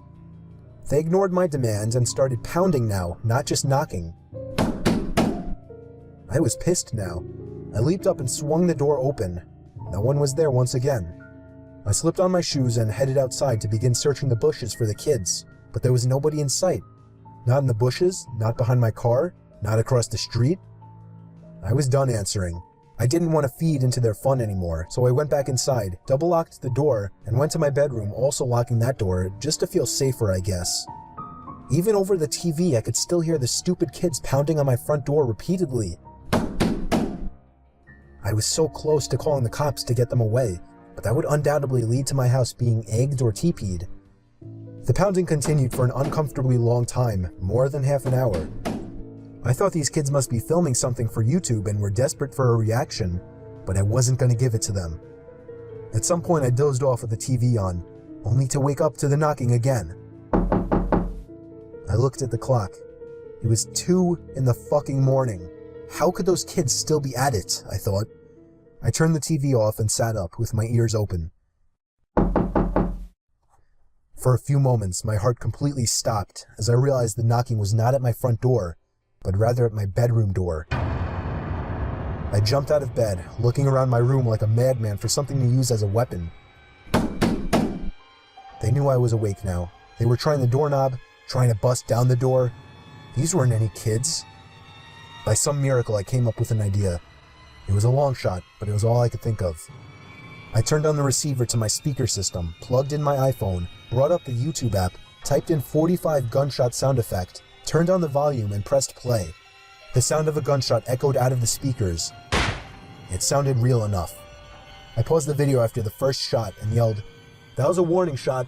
Leave now or I won't hesitate to shoot you in the head." And it worked. I heard 2 pairs of footsteps stomping over my wood floors and out the front door. I gave it a moment before opening my bedroom door and peeking outside. They were gone, but the front door was left wide open. I quickly shut it, called the police, and that's where my story ended.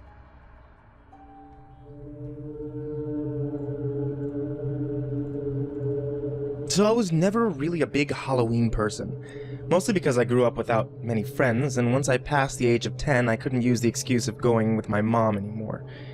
And it's not like I had friends to go with. So this last Halloween, I was 14 years old. I do have a little sister who's only 8, so my mom went trick-or-treating with her. My one really good friend, Steve, already had plans and I didn't want to impose, so it didn't seem like I'd be trick-or-treating this year. I felt a tiny part of me explode with happiness on the inside when my mom asked me to stay home and hand out candies. Now I felt like I had a job to do that didn't involve me trick-or-treating alone like a loser. My mom left with my sister at about 6 o'clock, about an hour after she got home from work. She told me to expect her back around 9, so I was relaxing on the couch in the living room, watching the Scary Movie marathon on AMC, and occasionally answering the door to give candy to the kiddies. And while doing that, the kitchen phone began to ring.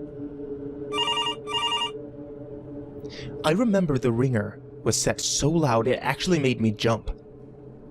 I picked up the phone, and the other end remained silent, except for a bit of fumbling and background noises. Sounds you'd expect when somebody's holding a phone. I think I said hello about 5 times before the person on the other end hung up. I just knew it was somebody pulling a Halloween prank call on me. What else could I do but ignore it? That worked well enough for the next few minutes of watching TV, answering the phone, until the phone rang again. Same unknown number coming up on the caller ID. I wanted to see where this was going, so I picked it up once more. This time I could hear a very faint breathing on the other end. "Alright, Steve, I know it's you," I said into the phone. They hung up. By this point, I didn't want to say I was scared, but I was for sure a bit uneasy. It was a long time before that phone rang again. It was getting later, darker, and the doorbell seemed to be ringing less and less. I was watching the original Friday the 13th when it happened again. The sound of that phone ringing had become sickening, as I knew who it would be, or rather, I didn't. For some reason, I gave in again and picked up. And once again, silence, other than the faint breathing and fumbling of the phone. It was like this for almost half a minute before they finally spoke in an exaggerated deep voice. "I'll be paying you a visit tonight." I had enough of this joke. I told them to fuck off and hang up the phone, promising to myself not to pick it up again. I'd say about half an hour later, out of the blue, all the power in the house was cut. The lights went out. The TV turned off. Complete darkness. I stood up, now frozen in fear, when loud and angry thumping came from the front door. I completely lost it and began screaming like a girl, but there was something coming from outside. Laughter. I recognized that laughter. I opened the door, and there he was. Stephen. I shoved him nearly down the steps out of anger. "So, that was you who made those dumb phone calls?" I asked. He nodded while laughing. "I didn't sound like you on the phone. Let me hear you do that voice again," I said. "What?" He seemed confused. "I didn't say anything, you idiot. I just called and did that heavy breathing." I thought he was lying at first. But then my heart dropped. I had him follow me to the fuse box outside. Just as I feared, it had been opened and all the wires had been snipped. I think we ran faster than any Olympic champions back into the house.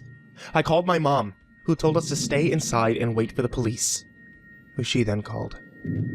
The call was traced to a payphone outside of a nearby bar. I still wonder, was this just a dumb Halloween prank gone too far? Or was it a potential break-in, and God knows what else waiting to happen? I don't think I ever want to find out.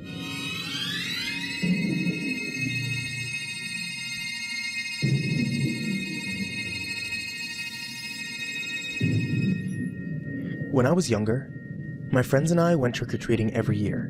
This one particular year, as we were trick-or-treating, we passed a man who stood still with a mask on, holding a lantern.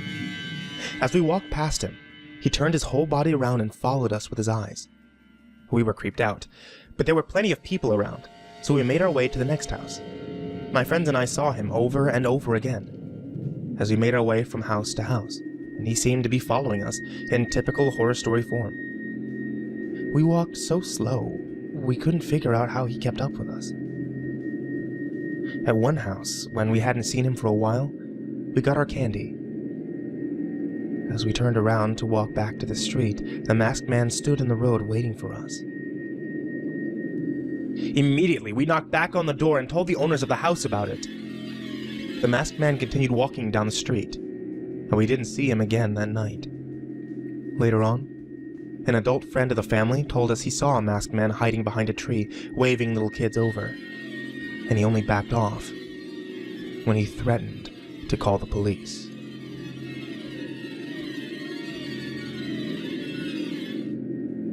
I was trick-or-treating with my friend Casey.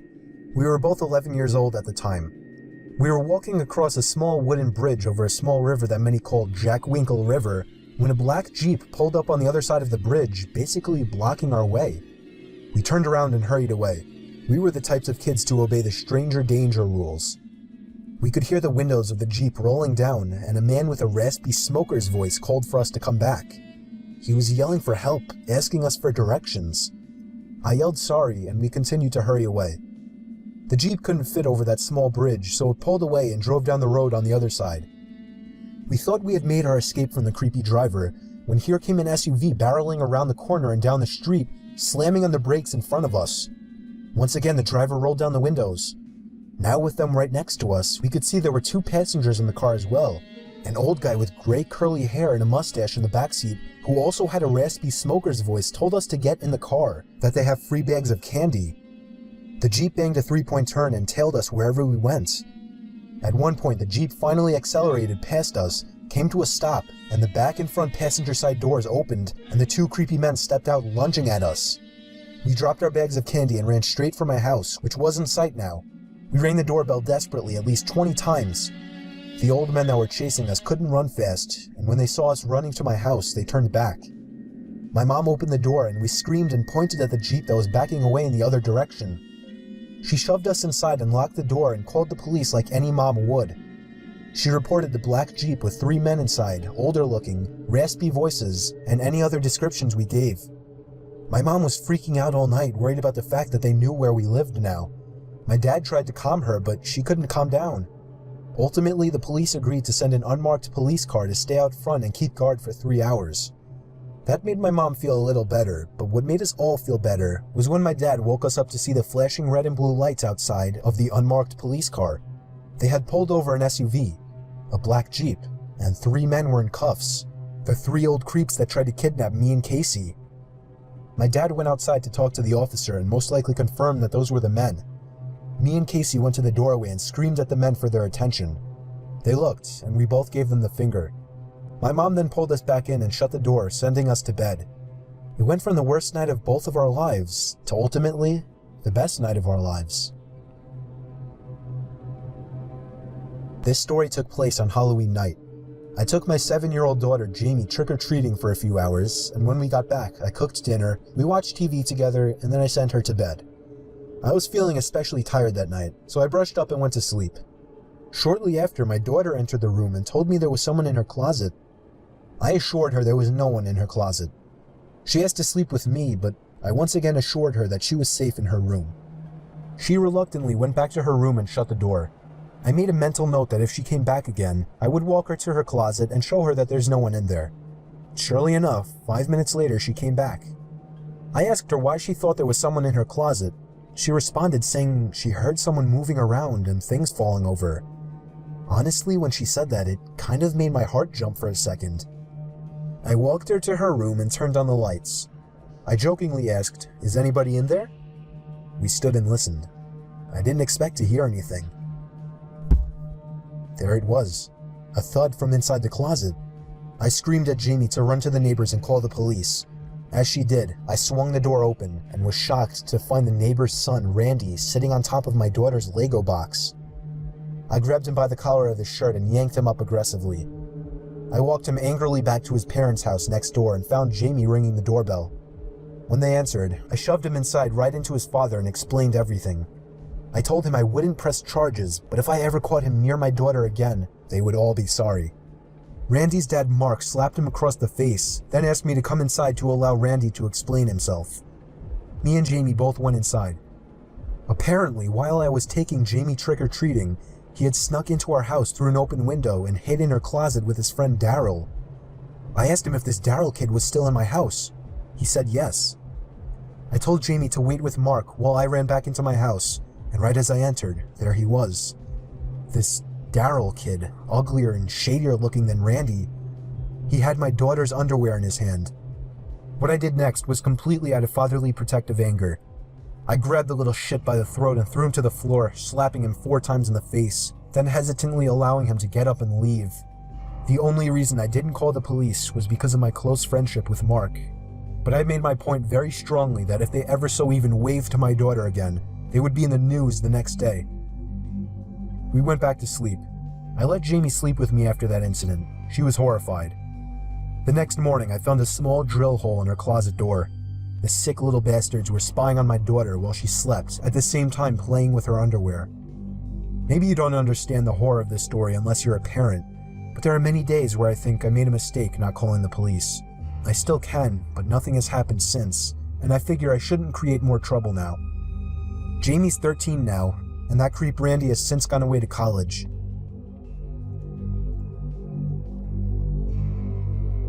We had just moved into our large new house in Mississauga, Ontario, in an area called Winston Churchill. It was Halloween night, and my parents, my 4 other sisters, my brother and I were unpacking our stuff in our new bedrooms.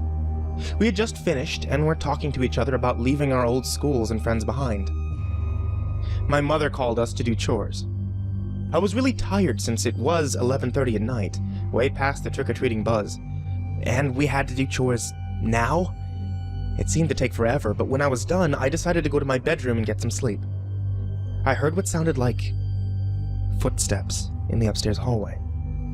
Thinking it was my brother or sister, I got up to shout at them for bothering me while I was sleeping, but there, as far as I could tell, there was no one there. I rushed down to the basement where my parents, sister, and brother were considerately working. I asked them all if they had been upstairs, and they replied no. Now I was getting pretty freaked out, but I had to believe it was just my imagination and shrugged it off as if it had never happened. I went back to my bed, which was now freezing cold. I had to put on a sweater. It was just too cold. I woke up in the middle of the night around 12:30 a.m., after everyone had gone to sleep. I heard this loud banging sound that seemed to be coming from my parents' bedroom. I thought it might be my brother or sister waiting to get a drink of water, but was too scared to go alone. I was wrong. The banging continued, getting louder by the minute. I couldn't get to sleep, so I decided to check it out. I walked into the hallway, and believe me, there was no one there. As I walked in, the banging seemed to stop. I stared at the door, only for a quick moment before deciding to go back to bed. After a couple of minutes, the banging started again. Now I was totally chilled to my very last bone. I tried to sleep again, but I couldn't. Very typical of me. The door to my bedroom creaked open. as if someone were pushing it lightly. But it was too dark to see who or what could have caused it. Hey, what the hell are you doing? Who is it? Let me go back to sleep. Very light footsteps began to move closer to my bed. I thought it was one of my sisters, until I turned onto my side after the footsteps stopped and saw a figure standing next to my bed. A figure at least 7 feet tall. I choked the urge to scream. Nothing came out. I lay there in unimaginable horror as the figure finally said, "Boo." That was when I screamed at the top of my lungs and covered my eyes, when my parents thrust open the door to my room and flicked on the light. There was no figure there. There was no figure by my bed. I cried out everything to them, the thumping, the figures. My siblings came into the doorway and watched me freak out. I asked my parents if they heard the knocking on their door. Surely they must have. It was their door after all. But they said there was no knocking. Not that they knew of. They all looked at me like I was crazy. But I know I'm not. You can't just imagine something like that. Something so real.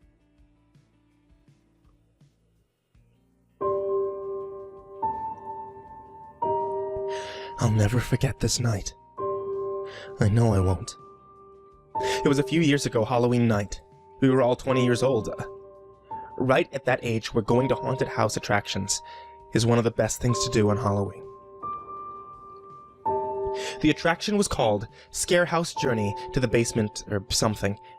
It was only open for 4 straight years in our town. It was never heard of again. This was its 4th and final year of operation. It was a very high quality and surprisingly scary haunted house. One of the best ones I've been to. This was not a tour guided attraction. It was a group exploration attraction. Basically, a maze where the only way out was to make your way to the basement. Find one of the keys, then find the exit and use the key you found to unlock the door. It was a very unique haunted house, that's for sure. Unfortunately, it wasn't a good night for us. And you're about to learn why. We started out in the living room of the house. To give as much detail as I can about the room, there was a giant open coffin sitting right smack in the middle of the room. There were very convincing spiderwebs covering just about every inch of every corner of the room. All the furniture was antique and dusty looking, and of course, blood was stained on the creaky wood floor. We could tell right away this haunted house was going to be great. The next room was the dining room. That was where things got creepy. The rooms following the dining room were all very dimly lit by artificial lanterns hooked onto the walls. On several occasions, actors jumped out at us in horrifically convincing costumes as expected. And yet they still got me every time. We actually spent a lot of time going in circles trying to find the basement. This wasn't a real wide-open house. It was designed to be like a maze, with many rooms and fake doors. It took a long time for us to finally find the basement door, and I have to admit, I was nervous to go down there. It was completely pitch black down there. We started to think that it might have been an employees-only area where they kept props. It was just too dark down there to see. It was stated many times that no cell phones were allowed while in the attraction, so we couldn't use cell phone screens as lights. If we wanted to get out of there, we had no choice but to go down there. Each step created a creak more painful to the ears than fingernails scratching on a chalkboard. We were all laughing, telling each other how fucking freaked out we were. I had my hands out in front of me as if I was searching for anything in the complete darkness. I banged into somebody and apologized. Who was that? I asked, expecting it to be one of my friends. No answer. Whoever I just bumped into placed their hand on my shoulder, and I took off running and screaming while at the same time laughing. There was something so disturbing about being in that huge pitch-black basement, knowing someone was in there with us. One of my friends thankfully found a key on a desk in the corner of the room. We all ran back upstairs, back to the light, and found the exit door. The actual experience and process of getting through that maze of a haunted house was much longer than my story makes it out to be, but that's not where things got horrifying. Right outside the exit door was a small bin with a sign that said, "Drop keys here, please." That's how the staff would collect the keys and bring them back down to the basement. Halfway off the premises of the haunted house, the exit door opened, and a really tall person dressed in a black robe and bloody pig mask stepped out and started following in our direction. He, or she, though it was most likely a he, so I'll refer to them as a he, appeared to be one of the staff members for the attraction. As we walked further away from the attraction, so did the guy in the costume. It seemed to all of us that he was following us by this point. One of my friends called. "We don't have the key if that's what you want. We dropped it in the little bin." But that didn't do the trick. As a joke, we started running just to see if he would too, and he did. We stopped, and so did he. We stood still, and so did he. At first it was funny, maybe it was just a joke, but as we got closer to my friend Eddie's house, we were starting to discuss if we should reveal where he lives to this guy. He had been following us for at least 5 blocks now, so if it was a joke, it had gone far enough. Eddie's parents were both home, so we felt safe to go inside. Apparently, Eddie's front door was broken, whatever that meant, so we had to go run back. We jokingly waved at the douchebag still following us, and walked to Eddie's backyard, shutting the gate behind us. Wiping our feet on his welcome mat on the back door, we heard the gate open. The man emerged from behind the side of the house and began walking towards us once again. This time, much faster. Eddie opened the back door and called to his dad, telling him to get his gun. This seemed to grab the masked man's attention. He slowed down, turned his head to face Eddie. Eddie's dad emerged, angry as hell, and aimed his pistol at the masked coward. He raised his hands up and cried out for him not to shoot, that he's only 27. Eddie's dad told him to get lost and never come back, and the next time he wouldn't think twice about pulling the trigger. Personally, I wish Eddie's dad had made the guy get on his knees and take off the mask, then call the police. That guy got off too easily. For all we know, he could have been armed as well. We contacted the haunted house attraction, and they informed us that they had no such employee dressed in a pig mask.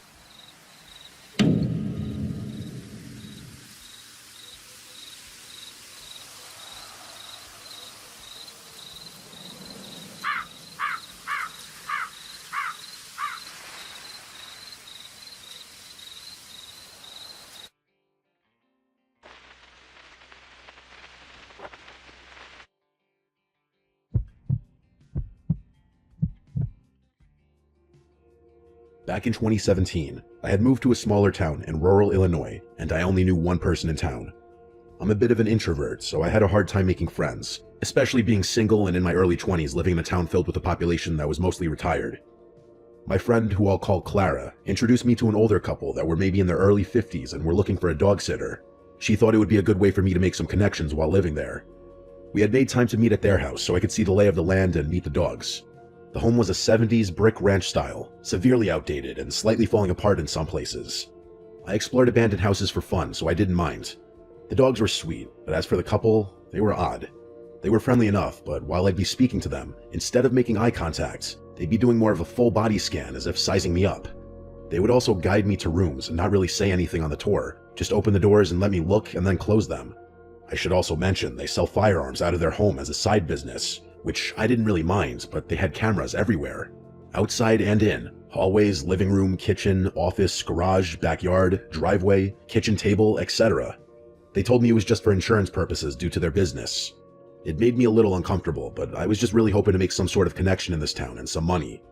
Then the time came for me to come and watch the dogs. They'd been gone for a week and I'd been working from home, so I made myself comfortable. I set up my workspace in their office, which had a monitor that had cameras outside displayed so I could see all around the house, which was kind of nice because I felt a little at ease being alone on a decent-sized property in the middle of nowhere. I should also note, the dogs had a doggy door so they could go outside 24/7, and the house backed up to the woods. First night was fine. Second night, I noticed one of the cameras went offline that watched the driveway. I didn't think much of it, as Wi-Fi out in rural areas is finicky, but I still went and checked just in case maybe the camera fell or something. As I walked to the door, I heard the dogs get off the ground and scramble frantically to run out the doggy door and start barking like crazy. Mind you, it's about 10 at night, so I got freaked out and wanted to get the dogs to come back inside. So I made my way to the back door and noticed the dogs were both barking like crazy at the same spot at the part of the fence that backs up to the woods. I didn't see anything, but I'd seen enough horror movies to where I was starting to psych myself out and I had to find a way to calm down and get the dogs in. So treats it was. I got them back in and blocked off the doggy door with a chair that weighed a decent amount and called it a night. Next morning, I woke up late and threw myself off and had to start working before I could feed the dogs. But then I noticed they weren't at the front of the bed anymore. The house was quiet. I got up and called their names and they didn't respond. So I walked to the back door and they were in the yard just doing their thing. Then it hit me. How did they get outside when I blocked the door? My heart sank, and I felt all the blood rush from my head as I turned to my right to see the chair that I had pushed in front of the doggy door now was sitting in the corner of the room. Panic set in immediately, and I called my friend Clara to explain the situation and that I needed her to come here ASAP to do a walkthrough of the house with me because I just knew there was no way the dogs could move that chair 5+ feet. She came over about 20 minutes later, and I made a beeline for the front door and let her in. We both went room by room and couldn't find anything or anyone. It just didn't make any sense. She tried to reassure me that maybe I didn't have it pushed over as much as I thought I did. I figured I'd just accept it for what it was and just push through on overly high alert for the next 4 days. Clara left, and I went back to work. The day was fine and quiet, and I began to relax again. I finished making dinner and decided to get some work done. I sat down in the office and just happened to turn to look at the monitor with the camera views on it and noticed all of them were offline. My stomach dropped. I knew one going out was possible, but all 4? That was just too coincidental. Due to the nature of the business the couple ran, I texted them to let them know their cameras were down, and if they wanted me to try and troubleshoot it for them, I'd be happy to. Also because I didn't like not having eyes on the outside of this place. A couple hours went by and no response. They're on vacation after all, so I just figured I'd have to let it go and suck it up until they get back to me.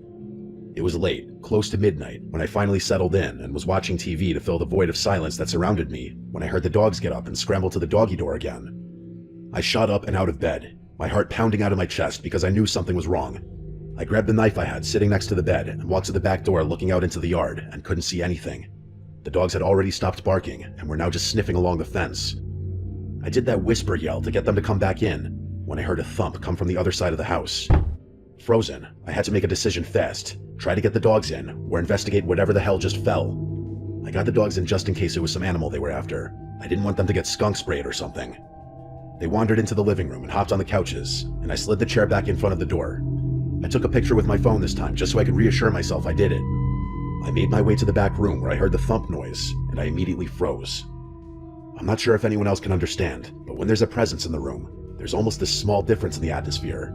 There's a white noise, not breathing or movement, just a break in the stagnance of the silence. Well, regardless if you don't, I felt it. I wasn't going to be that person that kept seeking out the exact area of where this was coming from. So I asked, "Who's there? What are you doing here?" Silence. I then called out the names of the couple that lived there to see if for some wild reason they were in their own home at midnight when they weren't supposed to be, but again met with silence. Clara has a kid and husband, so I didn't want to bother her, so I figured the next thing I would do was call the police. But then I felt that wash of embarrassment in case it was nothing. They'd think I'm an idiot. I stepped back into the hallway that led to the room and slowly closed the door as quiet as possible and locked the door. I went and sat in the living room with the dogs with my phone in one hand and knife in the other. I couldn't make a decision on what to do. About 20 minutes went by, and I received a text from the wife, saying, "Hi, don't worry about the cameras, you're safe." I was thrown off because they were in Florida, and it was almost 2 in the morning there. And also, what do you mean I'm safe? I didn't even mention safety being the issue. I was getting ready to give a general sounds good text when I got another text from the wife. It read, "Also, can you make sure that I didn't leave the garage door open to the inside? I don't want anything getting in. The door she's mentioning is in that back room." I didn't want to go back in there for obvious reasons, so I just didn't respond and pretended like I was asleep and couldn't. 2 minutes later, she texted again, "Hi, I know it's late, but can you please check on this for me, as I'm worried?" My gut was screaming no, but maybe the noise was a wild animal that got in. I didn't respond, but got up to go check, knife and phone in hand still. As I approached the door, I heard a shuffle from the back room. I stopped and stood there silent to see if I heard anything else before I opened the door. My phone lit up and she texted me, "I see you're up. Can you please go in and check?" I couldn't move. I forgot they had cameras in the hallway and in the living room. Why were they pushing this at 1 in the morning? Now knowing I was being watched, reluctantly, I slowly unlocked the door and opened it with my arms stretched as far as I could to get an open view of the room from as far as possible. I didn't hear anything or see anything, so I took a couple steps into the room and saw the door to the garage was in fact open. It was so damn dark in there, I didn't want to get any closer, but I had to do it and just get this over with. I approached the door, and a light appeared from my phone as I had gotten a notification, and the faint light from my phone lit a portion of the garage doorway I was about 2 steps from, when I noticed the outline of an arm pressed against the wall right next to the door. Fight or flight kicked in immediately. I turned and ran back through the doorway and slammed the door to the back room shut and locked it. I grabbed my keys off the kitchen counter and ran out the front door. I fumbled with the keys as I was shaking and panting, and I got the door unlocked when I noticed the garage door was opening and halfway up. I started my car, and as the headlights lit up the now open garage, I saw in the back corner a grown man in a jacket squatting behind a box right next to the door I was going to close. I didn't waste time and floored it in reverse down the driveway and drove immediately to the police station. I was crying and explained what happened, and they said they'd send a unit to check out the house. I sat in my car at the police station texting the wife about what just happened, seeing as they had access to the cameras and could maybe see if someone was in there. No response. About a half hour later, the police officer came back to the station and let me know the garage door was open, but the house was clear and there was no signs of a break-in. They even checked around the perimeter of the yard and nothing was out of the ordinary. They knew I was scared out of my mind, so they offered to follow me back and do another check with me there. After it was done and I saw with my own eyes no one was there, they left. I couldn't sleep. It was going on almost 3 or 4 in the morning at this point, so I just laid on the couch by the dogs, wide awake, gripping the kitchen knife. About 20 minutes after the officer left, I got a text from the wife. "Hi, plans changed. We'll be home soon. You can go home now." The complete disregard for the situation that just unfolded that I texted her about. The letting me know you're coming home 4 days early and didn't mention it, and will be here just hours after all of this? I didn't dwell on the moment. I grabbed my stuff and left. Their home is on a rural road, but only about a quarter mile from the main street. As I got halfway to the stop sign and looked in my rearview mirror, I saw a car with no headlights on pull into their driveway. I texted the wife and said, "Someone just pulled into your driveway as I was leaving." Almost instantly, I got a text back that read, "I know." Chills ran down my spine. They were setting me up. They'd been in the area that whole time. The dogs barking in the middle of the night were probably alerting me that they had been driving on the path behind the house. They shut the cameras off so I couldn't see their creeping movements on the property while I was right there inside, oblivious. I never heard from them again. My friend profusely apologized, saying she had no idea how weird they were and that she'd only known them as coming into the local diner every now and then. She said after that incident they never came in again. I'm 30 now, and I still have trouble with the entire situation. I know I'm okay and I'm safe, but knowing I was just seconds away from God knows what is a feeling I can't seem to shake, and not sure if I ever will be able to.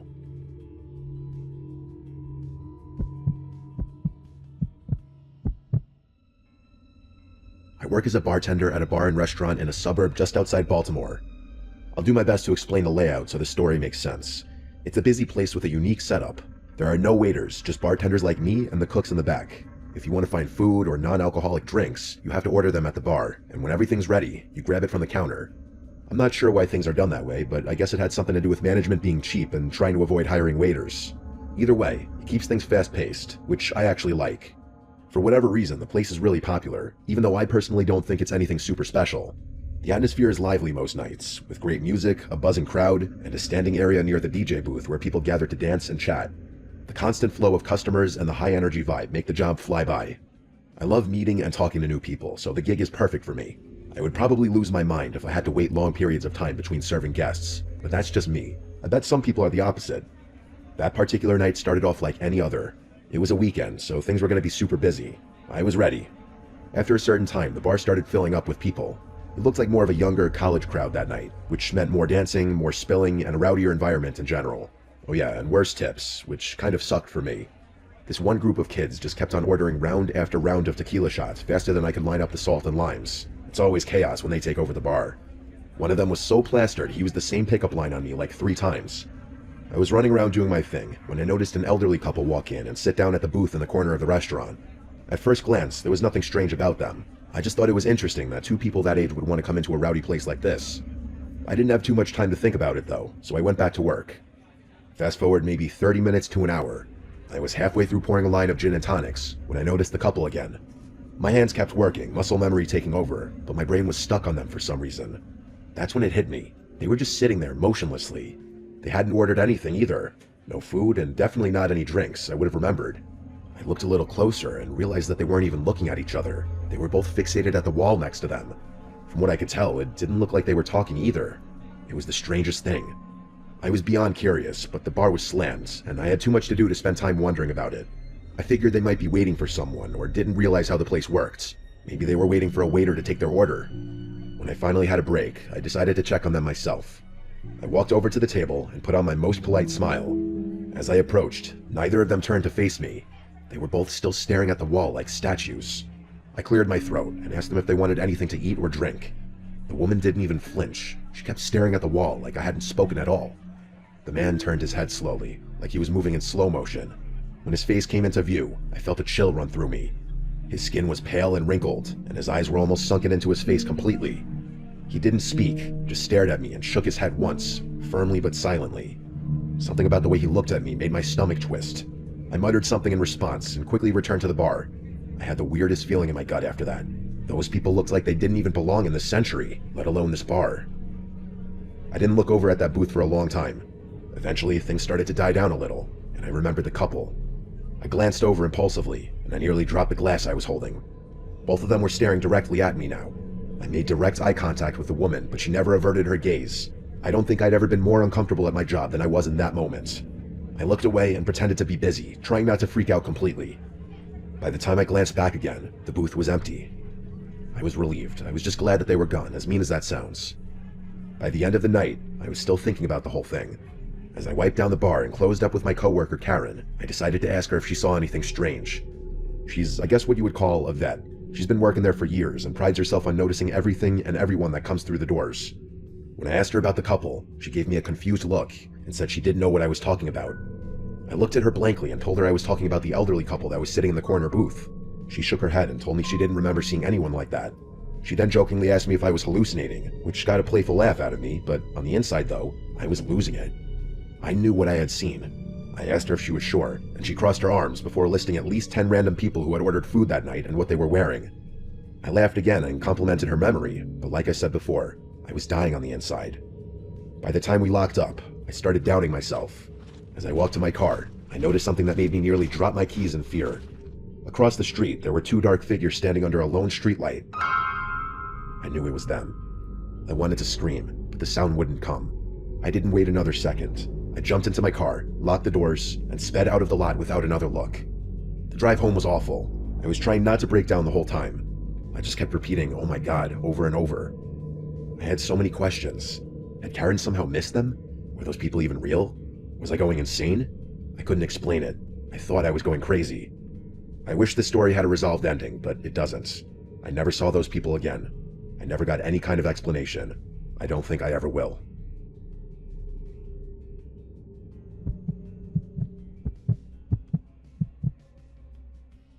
I apologize in advance if I mess up any details about the story I'm about to tell. This is something that my best friend told me multiple times several years ago now. It's one of those stories so unsettling you can't shake it even after hearing it more than once. My friend's dad was a logger, specifically a tree saw operator. For those who don't know, a tree saw is a massive machine capable of cutting down giant trees and slicing them to specific lengths. His job meant long, grueling hours, often alone in the deep, secluded forests of the Pacific Northwest. The way his logging crew worked, he was paid based on the number of trees he cut down rather than the hours he worked, so he would often push himself to work 16 to 20-hour days to finish jobs as quickly as possible. After he and his coworker finished their part, the rest of the crew would come in to clear the felled trees and transport them to the mill. While he spent about half of his time working alone, the other half was spent with his friend Griffin, another tree saw operator. They used radios to communicate, especially when they worked on opposite ends of the same job site. A number of years ago, my friend's dad and Griffin were assigned to a remote job site high up on a mountain. It took the company over 3 weeks just to clear a road wide enough for their trucks and equipment to make it to the site. By the time they began work, they were positioned in an extremely desolate part of the mountain. They were already 10 days in, making good progress, when they started hearing strange chatter over their radios. At first the voices were muffled, just faint, static-laden murmurs that didn't make sense. They tried switching channels, but no matter what they did, the chatter followed them. Anyone who's used a standard radio knows how strange that is. It should be impossible for anyone to follow you when you're switching channels. As they progressed farther up the mountain, the voices became more distinct. They couldn't hear full conversations, but based on what they could hear, they both agreed that the tone of the conversation fragments felt off. My friend's dad said it sounded almost casual at times, but the content was unintelligible. They also started finding strange signs that people had been there before them. Random containers, footprints in the dirt, and small makeshift campsites. Like I said before, they were in a place so remote it was practically inaccessible, so these discoveries were deeply unsettling. No one should have been up there. One day, Griffin came across a tent hidden just off a trail and called my friend's dad over.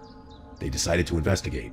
Inside, they found a single sleeping bag and a duffel bag filled with the most disturbing things imaginable. Multiple pairs of children's underwear, duct tape, rope, and crude sketches of children being molested. There were even photos of a fresh apple indicating whoever owned it had been there recently. Griffin wanted to pack up and leave immediately. My friend's dad, ever the workaholic, insisted they finish the job. They agreed to limit radio communication to emergencies only and decided to keep working. That night, they sat in the camper, unable to shake the dread that hung over them. The radio crackled to life again, and this time, they could make out snippets of a conversation between two men. They were talking about mundane things, collecting water and firewood, but the realization that these men were likely connected to the tent freaked my friend's dad out. Griffin wasn't as fazed, but my friend's dad was losing it. The next night, my friend's dad decided to confront them. When he heard the men talking about gathering bush for a fire, he grabbed the radio and demanded to know who they were and what they were doing there. The radio went silent immediately, and the men didn't respond. That silence was almost more unnerving than the chatter. Griffin was upset that my friend's dad had announced their presence, and the two of them got into a brief argument before deciding they'd escalate the situation the next day. Around midnight, Griffin shook my friend's dad awake, whispering that someone was outside the camper. The first thing he noticed was the soft sound of footsteps crunching on the gravel outside. Heart pounding, he fumbled for his gun, only to realize it wasn't loaded. He had no idea where his ammunition was. Griffin was unarmed, and the idea of calling the police was laughable given their location. They both sat frozen as they heard the camper door handle jiggle. The door creaked open, but didn't fully swing inward. Their camper was high off the ground, and there was no ladder or stool to climb up. Then came the scratching. Long, deliberate scratches along the outside of the door. 4 agonizing minutes passed.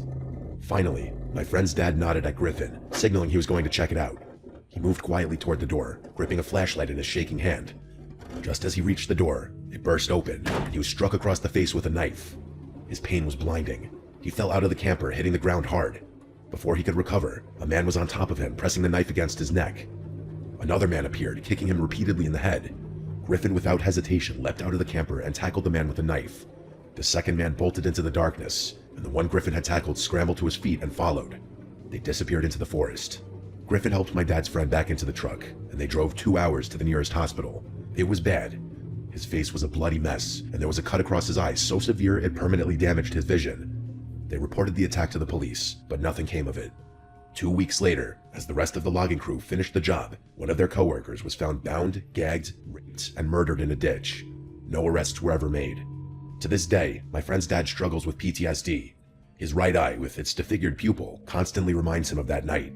I'm sure he hasn't had a full night of restful sleep since. I've been terrified of deep woods for a long time now, mostly because of my friend's dad's experience. I haven't heard from my friend or his dad in years now, so I can only hope he's doing all right.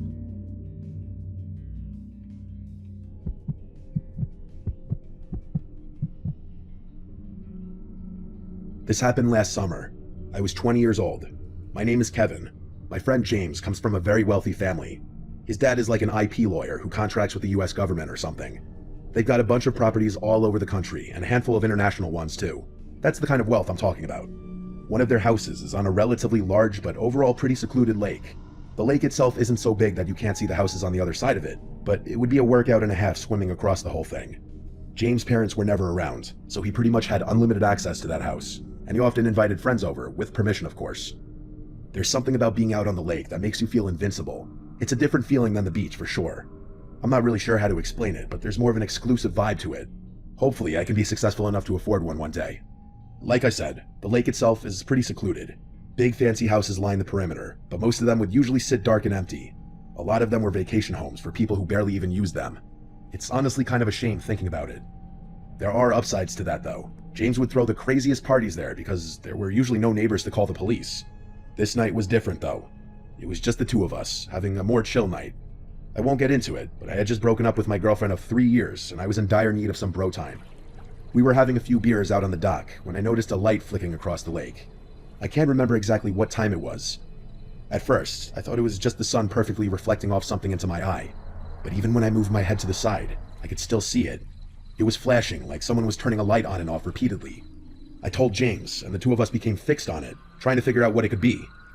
At some point, we realized the flashing wasn't random. It was following a pattern. 3 short bursts, followed by 3 longer ones, followed by 3 short ones. I guess I'm dumb for not knowing this, but James snapped his fingers and said it was Morse code. I looked at him like he was crazy, and asked him when in the world he had learned Morse code. He told me he didn't actually know it, but he knew what 3 short, 3 long, 3 short meant. SOS. I called BS and pulled out my phone, but to my surprise, he was actually right. Like I said, maybe I'm dumb for not knowing that, but I'm not really one for obscure knowledge anyway. The flashing continued for another minute or so, following that same pattern, before stopping abruptly. The two of us had just been staring at it the whole time. I really didn't know what to think. It could have been a joke, but there was always that chance that someone was actually in trouble. James immediately suggested calling the cops, but I reminded him that we'd been drinking and we weren't legal yet. I was honestly fighting a DUI charge at the time, so the last thing I needed was another run-in with the police. He wasn't thrilled about that answer, and I could tell he was torn about the situation. The two of us couldn't really think of a rational explanation besides a kidnapping or something along those lines. We thought it might have been someone who had fallen and needed help, but that didn't make any sense because they probably would have just called the police. We've always been those adventurous, delinquent type guys, so we decided it was worth checking out ourselves. If it turned out to be serious, we'd call the police then. We went back inside. James' brother had a bunch of switchblades lying around his room. He was kind of a weird kid. So we grabbed a few of them just for peace of mind. James said he was good to drive, and that we should drive around the lake to that house, but I told him I really wasn't comfortable with that, for obvious reasons. He joked about my situation, and I laughed it off. If we weren't driving, there was only really one other option. The two of us walked back out to the yard, and dragged James' dad's kayak into the water. We were laughing at first, enjoying the adventure of it all, but the further out we got onto the lake, the quieter we got. I think both of us realized how dumb of an idea it was, but neither of us wanted to be the one to spoil the fun. The sun had almost fully set at that point, and it was getting harder to see. It wasn't pitch black or anything. We had light from some of the lake houses to guide us, but it was still a bit unsettling. As we got closer, the house came into view. It was big like the others, but it was obviously not maintained very well. For starters, the dock was half collapsed, literally. Half of it was just sunken into the water. The flashing had also stopped, which was kind of a bad sign too. We had planned on just tying the kayak to the dock, but we obviously couldn't do that anymore given how unstable it looked. Luckily, the yard wasn't too high up above the water, so we beached the kayak on the yard instead, careful not to slip on the rocks. I felt the adrenaline rush start coming on. I could tell James was feeling the same thing. We looked up toward the house. The light had been coming from the second floor, that much we knew. James was freaking out at that point, and insisted that we just leave and call the police. I told him we'd have to kayak all the way back to his house to even do that, as there was no service on the lake and that we need to connect to Wi-Fi. I reminded him that we had explored 1 million abandoned buildings before, and this wasn't too different. He wasn't thrilled with that logic, but agreed anyway. Believe me, I know how dumb this was. Everyone I talk to about this shares that same opinion, but I've never been one to make good decisions, and neither is James. We didn't walk to the front door. That would have been suicide. Instead, we crept around the house until we found a window that was unlocked. The two of us silently slipped inside. The house was empty. Not just abandoned, but empty. Like stripped. There was no furniture and no junk in there either. To be frank, there was no signs that anyone had ever even lived there. The floors and walls were completely bare. We moved cautiously through the rooms, looking for the stairs. There was no one in sight, and all the rooms were just as empty as the first one had been. We finally found the stairs and slowly made our way up. I had made a mental note of where the window was, and we slowly walked down one of the hallways until we got to what I guessed was the room the light had been coming from. I pressed my ear against the door and heard nothing. I glanced over at James. He nodded, and I carefully pushed the door open. The room was empty, with the exception of one thing by the window. I tiptoed over to it and realized what it was. It was one of those old projectors, and it was facing the window. Alarm bells immediately started going off in my head. This was a trap. Someone had set this up deliberately. James must have realized the same thing, because I just heard him start sprinting back the way we had came, not even trying to be quiet. I turned without another thought and followed him. As we were running down the stairs, I heard a door, presumably a closet door, swing open from the room I had just been in, followed by rapid thumping sounds. We bolted down the stairs and back through the house to that first window. James jumped through, and I was next. As I was climbing through, I heard those footsteps from behind me again, bounding down the stairs. I didn't even look. I just made it through the window and ran to catch up with James, who was already down by the lake's edge. As I was running to catch up to him, I heard him curse, and I quickly realized why. The kayak was gone. I turned, and from the side of the house, there was a person running toward us. I could barely process what I was seeing. He was fast. I couldn't get a good look at him, but he was big, definitely an adult. I pulled out my switchblade, ready to defend myself. I expected James to do the same, but instead, he turned and jumped straight into the lake. Sneakers, hoodie, everything. I didn't even think, I just followed. The water was freezing, but I didn't care. I swam as fast as I could, trying to fight the burning sensation in my arms and legs. We swam toward the light from James' house, which looked like it was miles away. The swim felt endless, but on pure adrenaline, we made it. By the time we dragged ourselves onto James' dock, I thought I had hypothermia. I don't think I've ever been that cold in my life. We ran straight inside, locked every door, and called the police. It took them almost an hour to show up. It was honestly kind of outrageous. When they finally did, they went straight across the lake to investigate. They were over there for a while, but when they came back, they told us exactly what I expected to hear, that there was no one. They confirmed this house had been abandoned for years. No signs of recent occupancy, no footprints, no gear, no personal belongings, nothing. Just an empty house. They weren't happy with us. They gave us the whole "why didn't you call first" speech. James's parents were even more pissed when they found out. Let's just say I wasn't invited back to the lake house after that. James told me his parents were threatening to sue the town for allowing something like that to happen, and the police for refusing to investigate further. As for me, I still don't know what happened that night. I don't know who was in that house, or why they set that trap, or what they planned to do if we hadn't run. I don't think I want to. Most of my friends agree that it was a trap, and think that whoever was planning the whole thing got cold feet until the last minute. I really don't want to think about what would have happened if they had gone through with whatever they were planning on doing.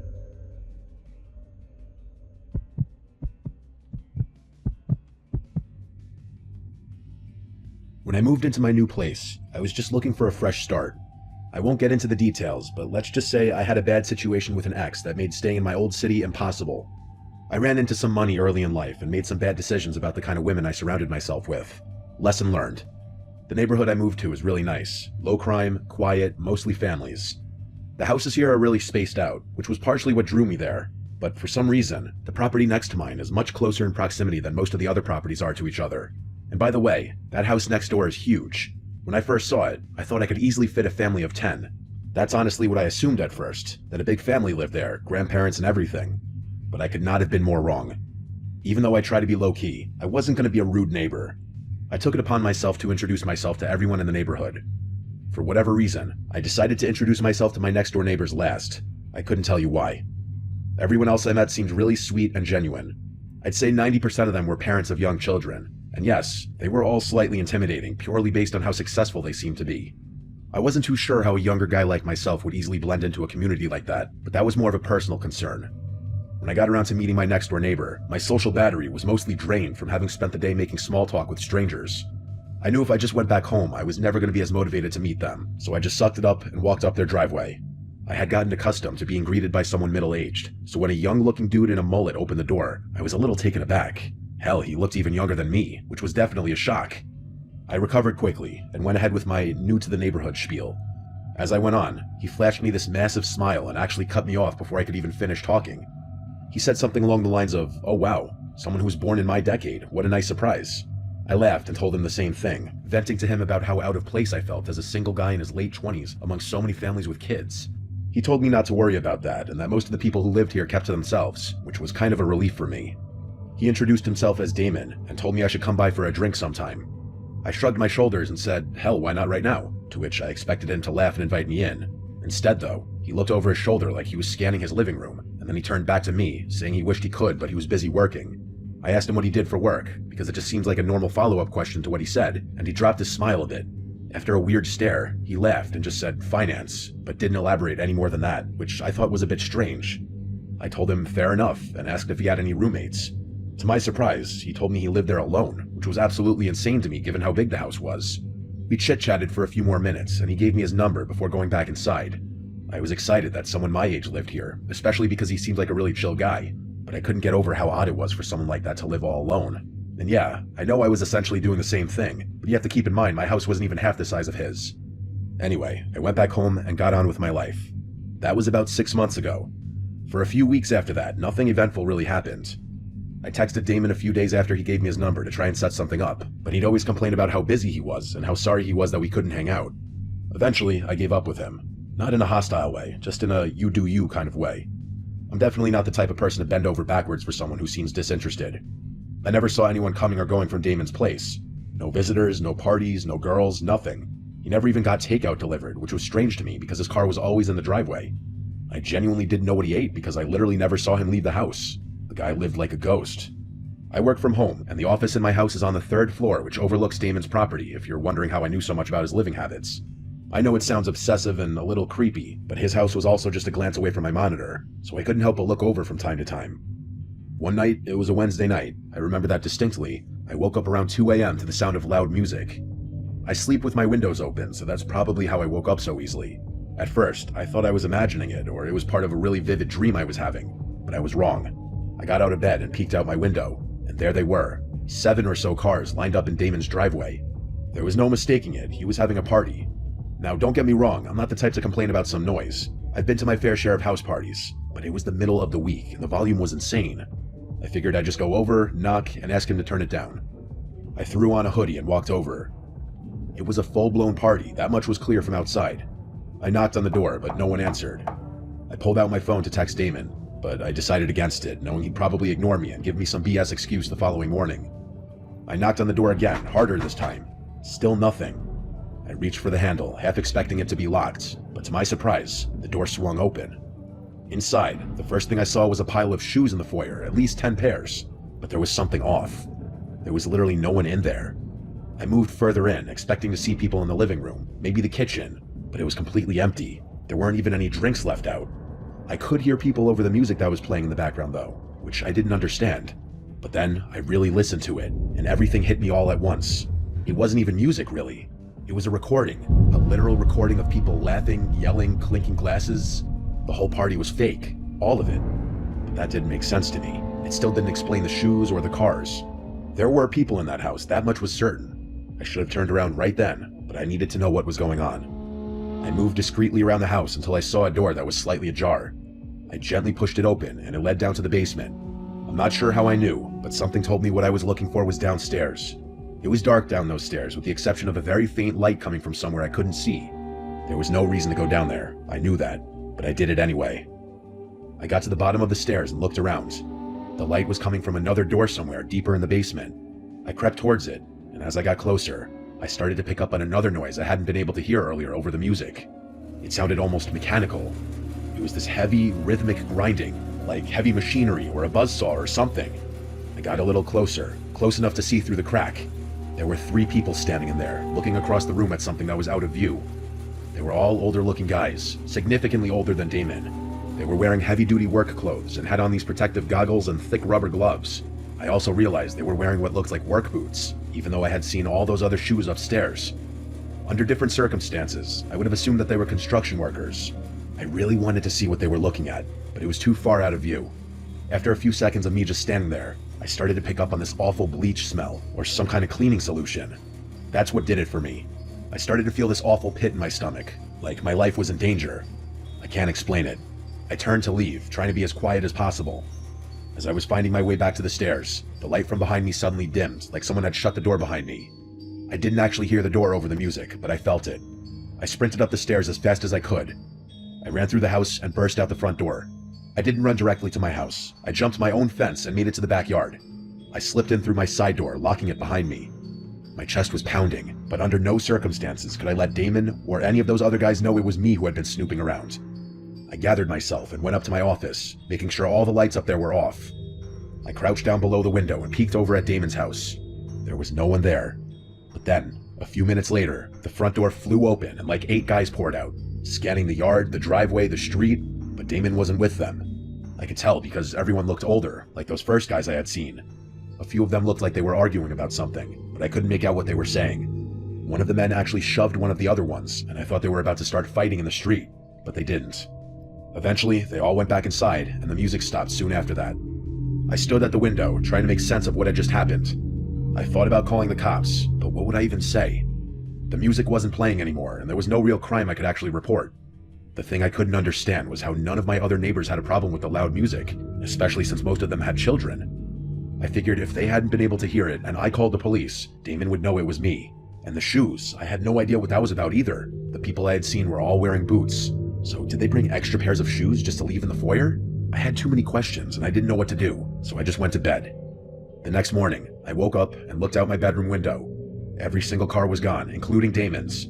I went upstairs to try and get some work done, but I couldn't concentrate and found myself looking over at Damon's house every 5 seconds.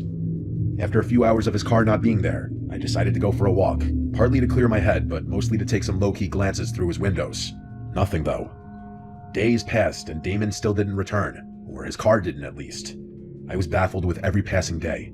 I still couldn't figure out how my other neighbors had been able to sleep through all the noises that night, so I just straight up asked them. I went to a few houses and asked them if they had heard the party he had a few nights ago. No one knew what I was talking about, even after I told them which house it was coming from and how late it was. I thought I was going crazy. That was a few months ago now. The crazy thing is Damon still hasn't returned, and it's clear no one is maintaining his house, as the grass is starting to get really long, and there's an untouched pile of packages leaning against his front door. I don't know what to make of this. It could be nothing, but I feel like no one would go to such lengths to disguise what they were doing with a fake party, unless it was something illegal. But would people going to such lengths really forget something as important as locking the front door? Maybe that's what those guys had been arguing about. I really have no idea, and the fact that none of my other neighbors seemed bothered by it makes me think I'm involved in some huge conspiracy or something. I know I'm just being paranoid, but I just have so many unanswered questions. When Damon returns, if he ever does, I'm debating whether or not I should just go and straight up ask him.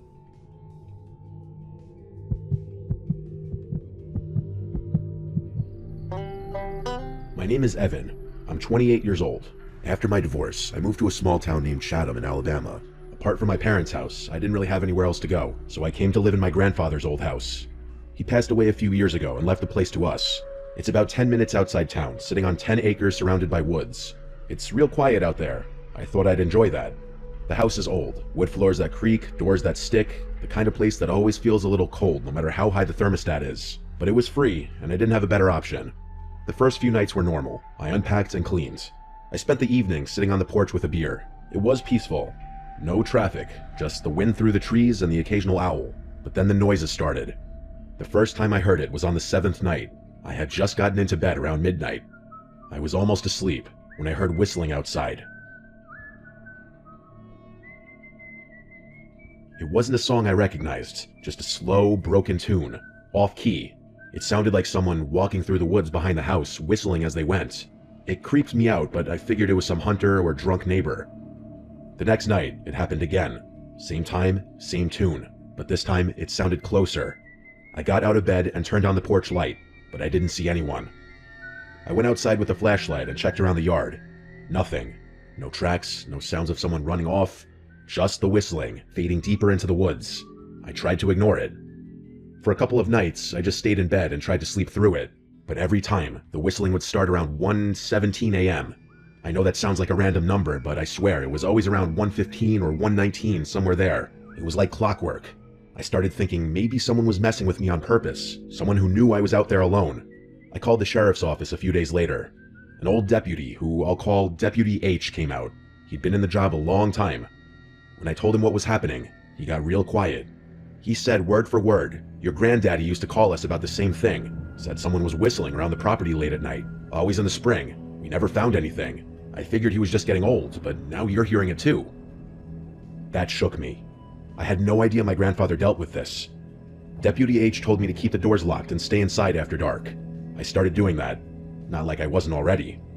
I double-checked every window. One night I even put chairs under the doorknobs, but the whistling kept coming. Closer every night. One night I heard it behind the shed. It was louder than usual, like the person was standing right outside. I grabbed my flashlight and looked through the blinds. I didn't see anyone, but I didn't dare go outside. The next night, I heard it from the front porch, right by the door. 3 long whistles, then silence. The night after that, it came from under the floorboards, I swear to God. It was like someone was in the crawl space, whistling up through the vents. I didn't sleep at all that night. I started digging through the attic the next day, trying to find anything my grandfather left behind. I found a box of his journals. He wrote about the whistling. He said it happened every spring for over 10 years. He didn't know who it was, but he thought it was someone watching the house. He said he used to sit up with a rifle by the front door just in case. He said it only ever happened when he lived alone, after my grandmother died. I called Deputy H again. He came by and read the journal, and he looked nervous. He told me to be careful. He said, "Don't open the door if you don't know who it is." That night, I stayed up. I sat on the couch with a shotgun across my lap, a shotgun I barely knew how to load. I waited. At 1:17 a.m., the whistling started again, but this time, it didn't come from outside. It came from the hallway, inside the house. I froze. The hallway light was off. I could hear the whistling moving closer, step by step. I stood up, aimed the shotgun, and shouted, "Who's there?" The whistling stopped. I flipped the hallway light on. Nothing was there. No one. I didn't sleep again after that. It was 2 nights since then, and I hadn't heard it again. I was getting sick. I didn't know who this person was. I didn't know why they picked me or my grandfather, but it was real, and I knew it was. I don't believe in hallucinations to that degree, nor do I believe in anything paranormal. This was a real person. After that night, things went quiet for 2 days. No sounds, no movement, no sign of anything. I thought maybe it was finally over. On the 3rd night, I went to bed just after midnight. I didn't stay up this time. I left the hallway light on just in case. At exactly 1:17 a.m., I woke up to a new sound. Not whistling, knocking. Slow, paced-out knocks. 3 of them. They were coming from inside the house, from the back door. Then silence. I didn't move. I stayed in bed, listening. A minute later, I heard a new sound. A creak from the floorboard in the hallway. Then another. Someone was walking. The hallway light went out. I grabbed my shotgun, heart pounding, and stepped out of the bedroom. The hallway was dark, but at the end of it, I saw something. A person, wearing black clothes, pale face. They were standing perfectly still, just watching me. I raised the shotgun, but my hands were shaking. I tried to speak, but my mouth was dry. I raised the shotgun, but my hands were shaking. I screamed, "Don't move," with my shaky voice. I saw in the dark the person slowly start lifting their leg and turning as if they were about to run. I screamed, "Stop," and at that moment they darted out of the hallway, out of my line of sight. I heard their surprisingly heavy footsteps stomping out the front door into the dark. I ran outside and fired a shot, not into the air, but straight ahead into the darkness, low-key hoping I'd hit him in the dark. I screamed, "Don't come back." The shot hurt my ears, ricocheting off the walls of the house and the deck. I locked up the house, got to my truck, and drove into town. I slept in my truck that night. The next morning, Deputy H drove out there, and the front door to the house was unlocked again. That confirmed whoever that person was had a key to my grandfather's house. Nothing was broken or missing, but Deputy H recommended I change the locks, and he also off the record suggested I move out of that old place, because someone out in those woods hasn't taken kindly to either my grandfather or myself being in that house. I drove out to the local home improvement store and switched the locks that day, that same hour. After that, I left that house to go to my parents' house out of state for a while. I left it to my dad to eventually sell that house. Anything of sentimental value we took out, and the rest was just left in there or sold. My father, of course, left out the fact that there's some creep who's been stalking the house for apparently decades now. How they potentially got a key, who they were, why my grandfather never said anything, I don't know. It all disturbs me deeply. I personally think it was some disturbed creep living in a nearby house. I eventually moved to a more urban area. This experience left me honestly too unsettled to live in a remote location.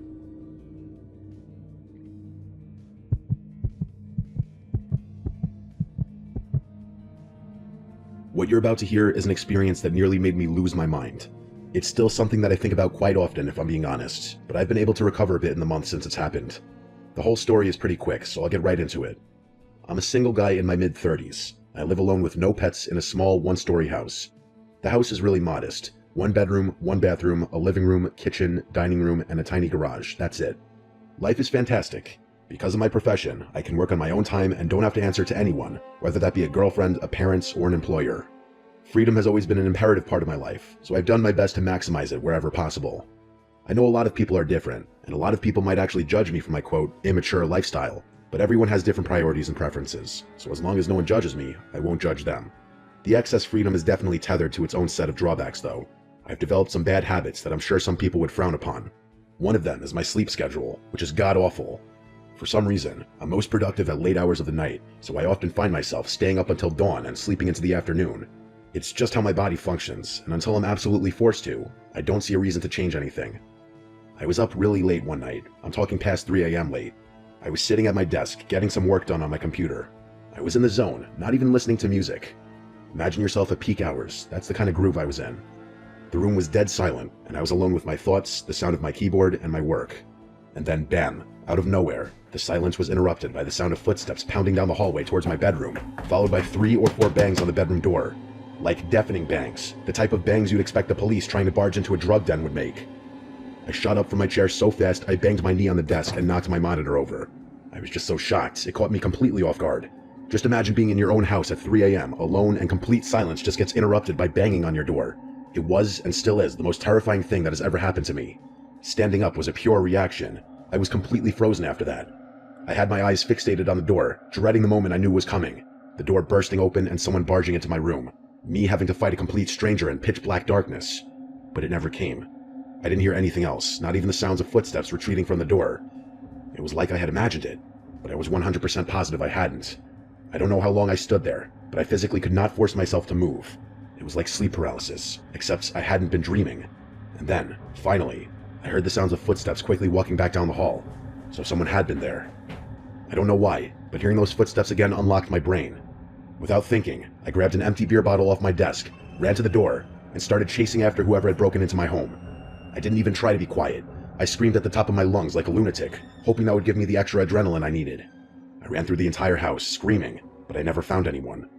My house isn't that big. There aren't many places someone could hide, but even after checking every room, there was no one there. All the doors and windows were locked too, which was even more confusing. My bout of confidence was completely drained after that, and I felt fear start flooding back in. I sprinted back to my room, locked the door, and called the police. In the time it took the police to arrive, I listened to my surroundings in complete silence, but never heard anything.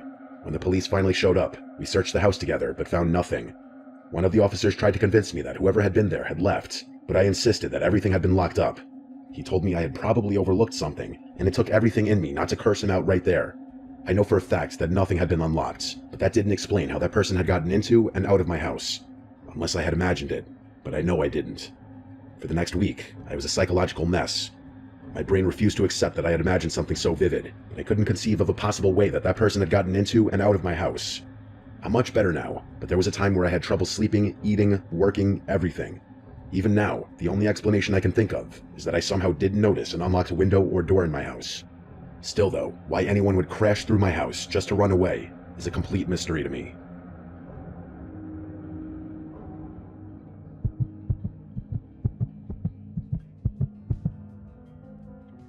I work for a property preservation company. Basically, we handle foreclosed homes, securing them, cleaning them out, winterizing them, sometimes even boarding them up if there's been vandalism.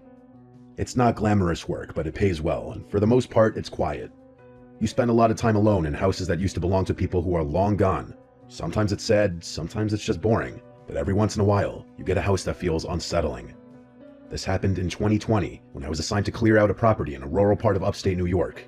It was one of those dying places, only one gas station, half the businesses shuttered, roads cracked and overgrown. The house itself was a small, one-story place off a dirt road, surrounded by overgrown brush and woods on 3 sides. No other homes nearby, just trees and silence.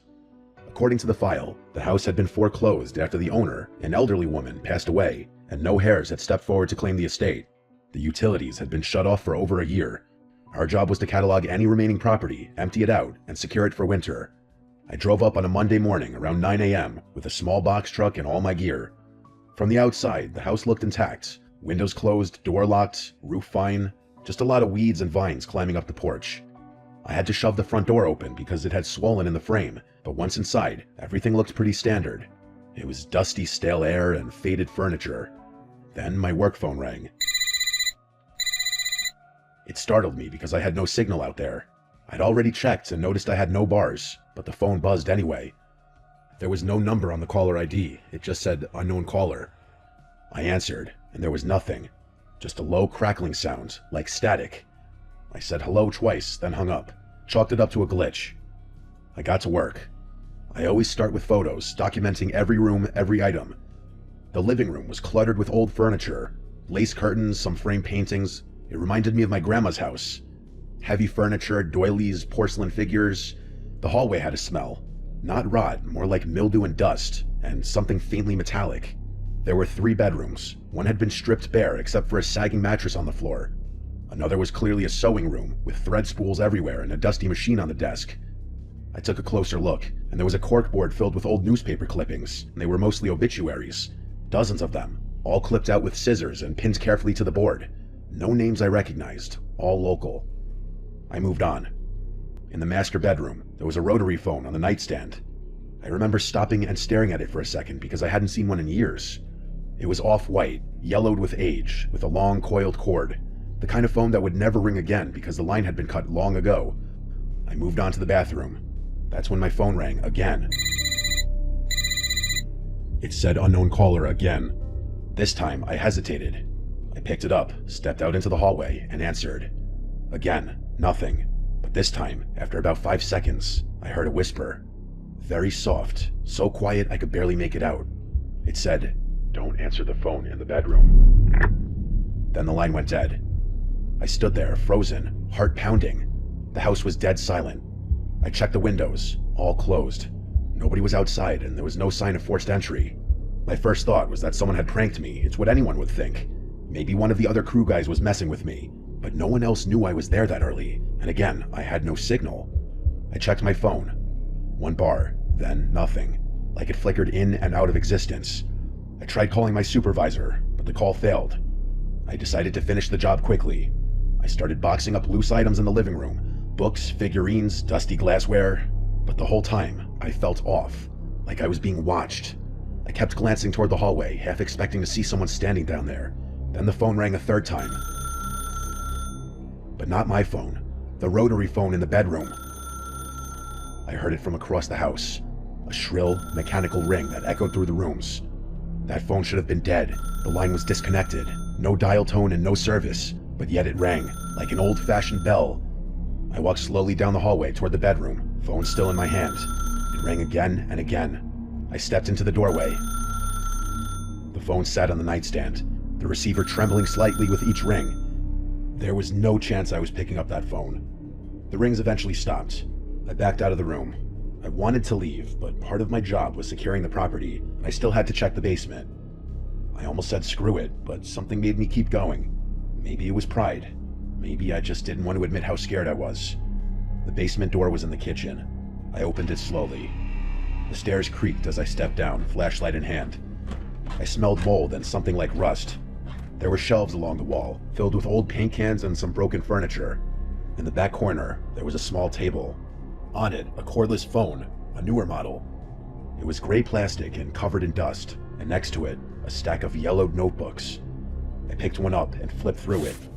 Each page had a name and a date and a short sentence. Lena H., July 3rd, 2019, rang once, didn't answer. Carl M., September 12th, 2019, picked up, warned him. It was more like this, dozens of entries. I dropped the notebook, and my heart felt like it completely dropped out of my body as I looked around the basement, fearing I wasn't alone down there and that someone was watching me from any corner in the darkness. I rushed back up the stairs, looking behind me the whole time, heart in my throat. I didn't finish the job. I drove straight back to the office and turned in my report. I didn't tell them everything. I just said the property was unsafe and possibly had squatters or interference. They reassigned the job to another crew. 2 days later, I got a text from one of the other guys, Mark. He'd gone out there that morning to finish the job. I hadn't told him specifically what happened. His message said, "The phone in the bedroom with no service rang while I was in there. What the hell?" I called his work cell phone immediately, and he told me he didn't answer the phone in the house because he was too freaked out. The next day, Mark apparently quit without notice and never returned to work. He's not dead or anything. I admittedly looked him up on Facebook eventually, and he posted stuff since then, but I never spoke to him again. I don't know what else he saw in the house, but it must have been something bad enough for him to want to distance himself from this job. My boss did call the police to report the potential squatters after Mark quit, but they found nobody inside of the house. Everything about that house, from its location to its eerie, dilapidated interior, to the phone calls to my cell phone, and that voice on that line, and that damn house phone ringing, it's like I found myself in a legitimate horror movie. I swear it had to be one of two things: an elaborate sick prank or an equally elaborate trap.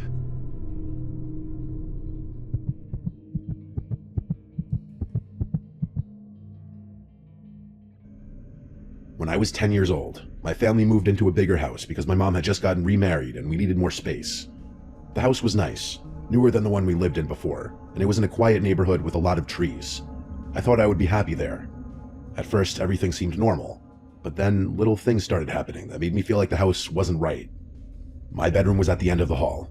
It had 2 big windows that faced the backyard and a closet that was deeper than the one I had before. I liked it, until the first night I slept there.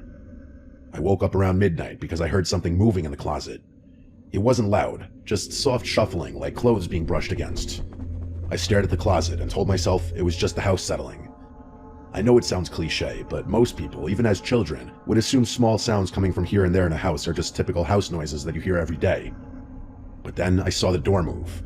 It didn't swing open, but it shivered like someone had lightly pressed on it from the inside. I wanted to run to my mom's room, but I was frozen. I stayed that way until I fell back asleep, still staring at the closet. The next morning, the closet door was cracked open just a little, even though I had shut it tight. I asked my mom if she had gone in there, and she said no. She said maybe the air vents pushed it, but I knew it wasn't the air vents. The nights after that got worse. I started hearing tapping on the window glass. At first, I thought it was tree branches, but when I looked, there were no branches near the window. The tapping would go on for minutes, and when I pulled the blanket over my head, it would stop. I tried to ignore it until one night I finally peeked out. I saw a pale hand pressed against the window. It was on the outside, but the window was on the second floor, way too high for anyone to reach without a ladder. The hand stayed there for a long time, just pressed, without moving. Then it slid down slowly and disappeared. I didn't sleep at all that night. I told my mom, and she started cracking up laughing when I told her. She didn't believe me for a second. When she saw that I wasn't just saying it as a prank or a joke, she leaned more into trying to convince me that I was probably in a half-asleep state and seeing things from my dream, but I knew that was a load of horseshit. My stepdad didn't believe me either. He said I was making it up for attention, and he also got a laugh out of it. But I started noticing he kept the hallway light on at night, so maybe he didn't feel as safe as he pretended.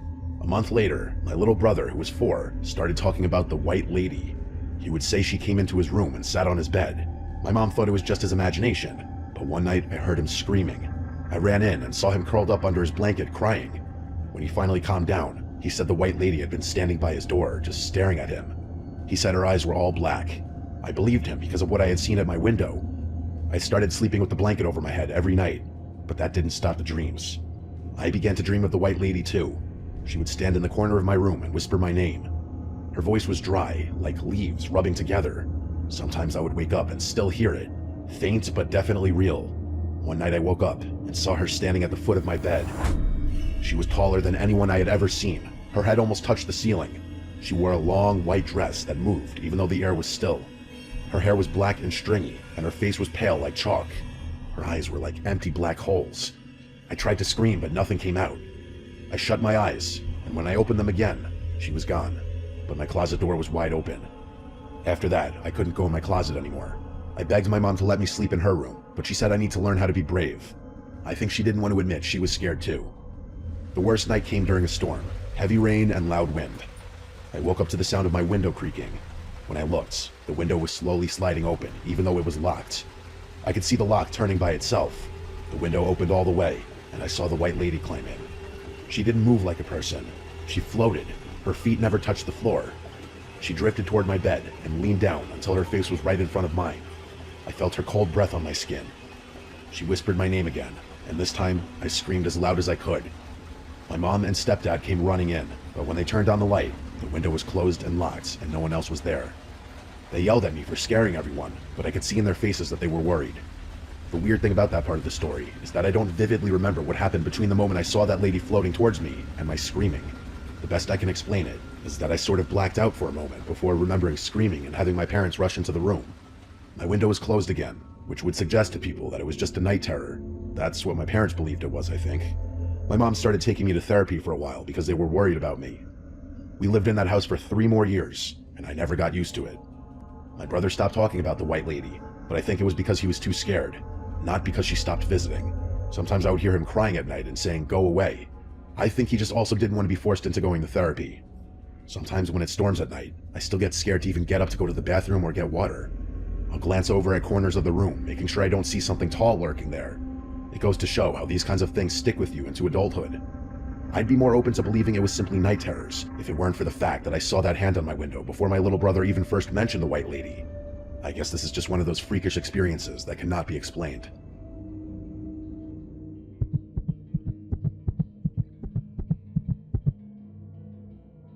This happened in early December 2 years ago, when I drove up into the mountains to visit an old friend I had not seen in a long time.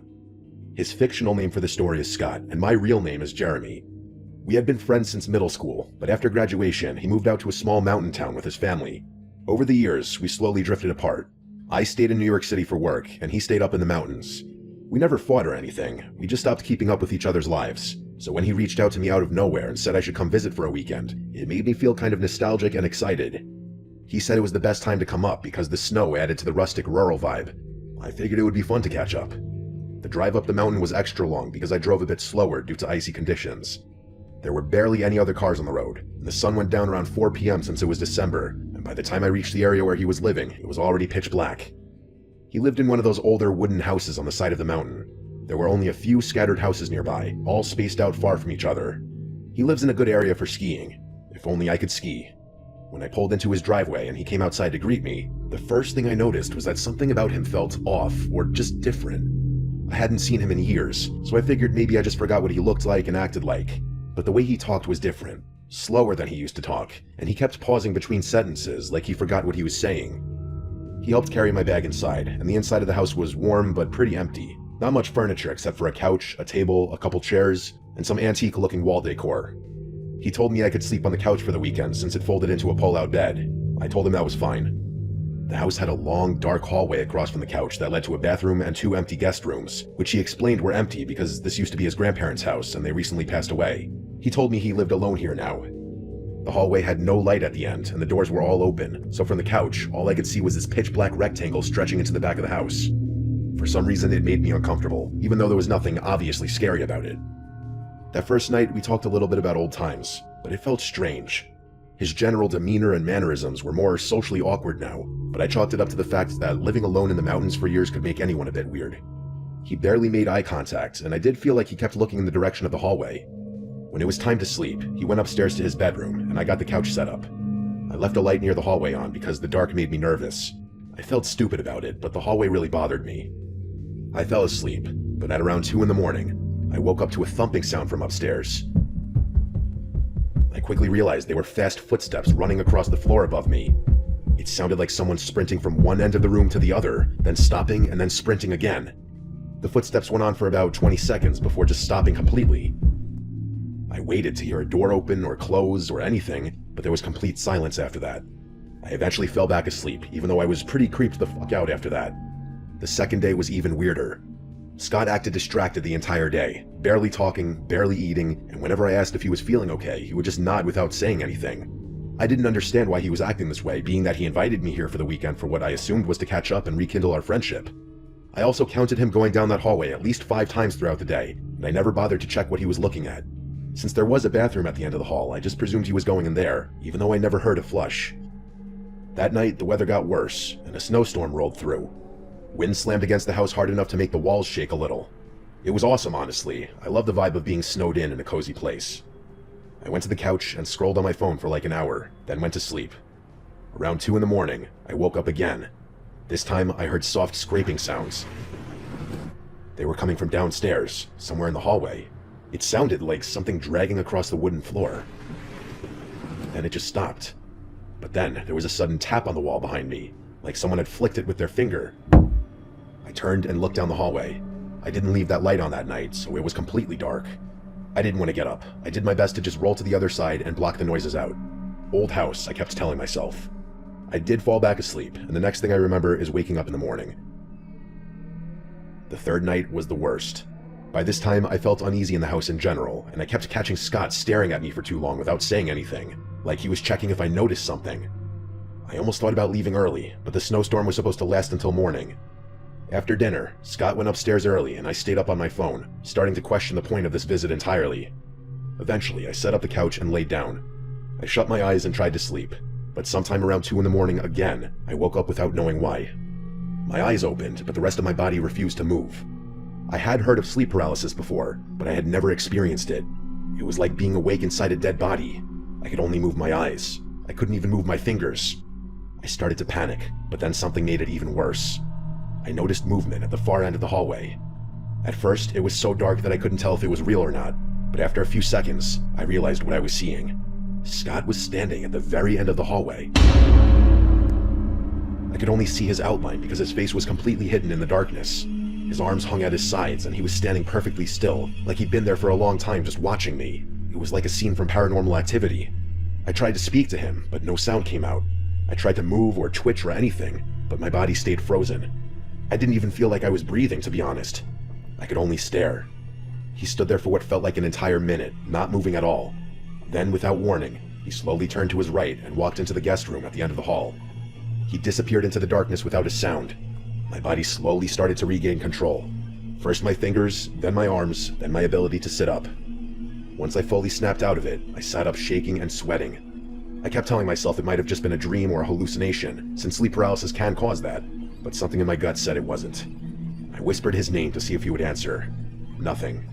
Against everything in me, I got up and forced myself to walk down the hallway toward the room he had gone into. When I stepped inside, the room looked empty, but in the far corner by the window, someone was standing. I could see the shape of a person facing the window looking outside. I couldn't tell if it was Scott. Either way, the sight was horrifying. I slowly backed out and then ran upstairs to his bedroom. I found Scott asleep in his bed, completely knocked out. I shook him awake and he looked confused and irritated, like he had no idea why I was waking him up. When I tried to tell him what I saw, he refused to go downstairs. I begged him to believe me that someone else was in the house. He would not even look toward the stairs. He didn't say anything, but his expression changed in a way that scared me even more. He looked like he already knew what I had seen. I then asked him firmly, "Scott, who is that downstairs?" And he just looked at me and shrugged his shoulders. At that point, I decided I was done. I didn't care about the snow or the time. I ran downstairs and grabbed my bag to pack my stuff. I kept glancing toward the hallway, half expecting to see that person standing there again. Genuinely, I just wanted to teleport out of that house immediately. When I got outside, the cold air almost relieved me. I brushed snow off my car and got inside as fast as possible. As I backed out of the driveway, I made the mistake of looking up at the house one last time. In that window of the room at the end of the hallway, I saw a silhouette. Surely that same person I saw standing in that room just before. That was the last thing I ever saw of Scott's house. After that weekend, he stopped responding to texts. I threatened to call in a wellness check when I got worried that he got murdered or something, and finally he responded saying, "I'm fine." That's it though. He didn't respond to any further texts, so I stopped bothering. That was not the same Scott I knew from school. Whatever happened to him, and whoever that was in his house, it's not my problem. I'd be lying if I said it doesn't terrify the shit out of me though.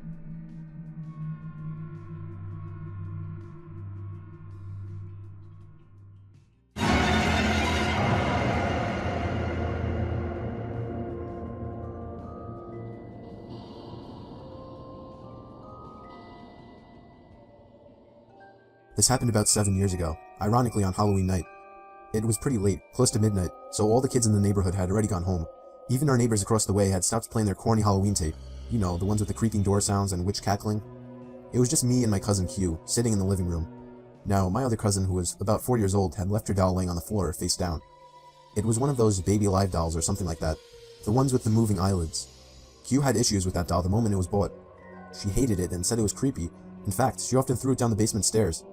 I had no problems with it, and so it stayed on the floor so my little cousin could pick it up in the morning. It was very quiet for about half an hour, until I heard a loud, rasping shuffling noise that seemed to be coming from outside. It sounded like an older man right outside our window. I turned to Q, who looked back at me. "Did you hear that?" "It's probably the neighbor's tape again," she said. She went back to typing on her computer. It was silent for another minute before we heard the rasping noise again, louder this time. It sounded like the man was trying to say something. I got up from the couch and peeked out the window. Absolutely no one out there, not even in the street. Our neighbor's house was dark. It was as still as any night in our quiet neighborhood. "There's no one out there," I said, looking back to Q. She didn't say anything. I was kind of getting freaked out. Another minute passed, and this time there was whispering, but loud whispering. I remember it sounded like a kid and a woman. Q finally looked up from her computer. "It's that doll," she said. Of course she thought it was. She was very superstitious. I gave her a skeptic look. Let me say this, I don't believe in the paranormal. I leant down and picked up the doll. It was fine. Her eyes were closed. I forgot to say that it had a voice box thing in it, but it didn't have any batteries. I put it back down. "No, it's not. Just leave it alone," I told her. It was silent again. I went back to my seat on the couch. The rasping started again, and I heard the man say something garbled, followed by wheezing. I jumped up from the couch. I was going to see if it was coming from the backyard. Just as I started walking, I noticed that the doll had moved a little. I picked it up again and turned it over. Its eyes were open, and it was heavier than before. I dropped it, and Q threw it down the basement again. I still have no idea what to think. Q denies it ever happened, and my little cousin never asked about her doll after that. I saw the doll only one time after that, on the top basement step laying on its side. This time, I pushed it down the steps. I was up late reading on a cold night. My bedroom is on the first floor, and I live alone in a relatively quiet and wooded area. For that reason, a lot of my windows didn't have any blinds, since it wasn't as if people driving by were able to look into my house. Plus, I like waking up to the sunlight shining in my bedroom. But this one night made me regret never getting blinds in the bedroom. After finally shutting my reading lamp to get some shut-eye, I had a good 2 minutes of silence before I heard the sound of something hitting the window. It sounded like a single tap from a person's fist. I was facing away from the window and didn't want to turn around. I was used to hearing things like tree branches brush up against the walls and windows, but I distinctly recognized the sound to be a fist hitting glass. The thought that somebody might be outside my window watching me frightened me. The fact that somebody would walk all the way onto my property to my bedroom window. I tried to accept that maybe it was just a tree branch, but a second and single knock at the window confirms my fear. It was a fist hitting the glass, and somebody was outside my window. I figured that if I just ignored it, they would go away. Maybe it was just some punk trying to mess with me. If they thought I was sleeping, they would get bored. Another knock at the window came, and I desperately tried to just stay still and show no reactions. But when the fourth knock came routinely, I decided enough was enough. I should confront this jerk like a real man. I turned to the window, and just barely caught a glimpse of a black shadow quickly moving under the window. For some reason, actually seeing something at the window killed any courage I had, and I ran to the kitchen phone and called the police. They said they would have an officer over in 10 minutes. When I hung up, I saw something in the corner of my eye. I turned my head and saw somebody standing outside my kitchen window, surely looking at me. Only for a second though, because as soon as I noticed, he took off. Somebody was watching me through all the windows. Then I received a disturbing phone call. It was my neighbor, who also happens to be my best friend. He happened to notice through his window that 3 people dressed in black walked onto my property earlier, one of them with a sharp, shiny object in his hand. This only made me panic even more. I ran upstairs where I knew I couldn't be watched and hid in the bathroom. I heard constant single knocks at the front door downstairs. No way it was the police. I just prayed they would get there in time, and thankfully, moments after the knocking stopped, I heard heavy banging at the front door, followed by someone screaming police. It turned out to be the cops, but whoever the 3 men were already gone into the woods. It might have been more than 3, I don't even know. All I know is they were never caught, and that I went out to get blinds the same week. My parents are divorced, and I was living with my dad. I'm an only child, so the only time I was around kids my own age was when I was out making friends with kids on the block. There was this one kid that lived on the corner of my block. His name was Tom.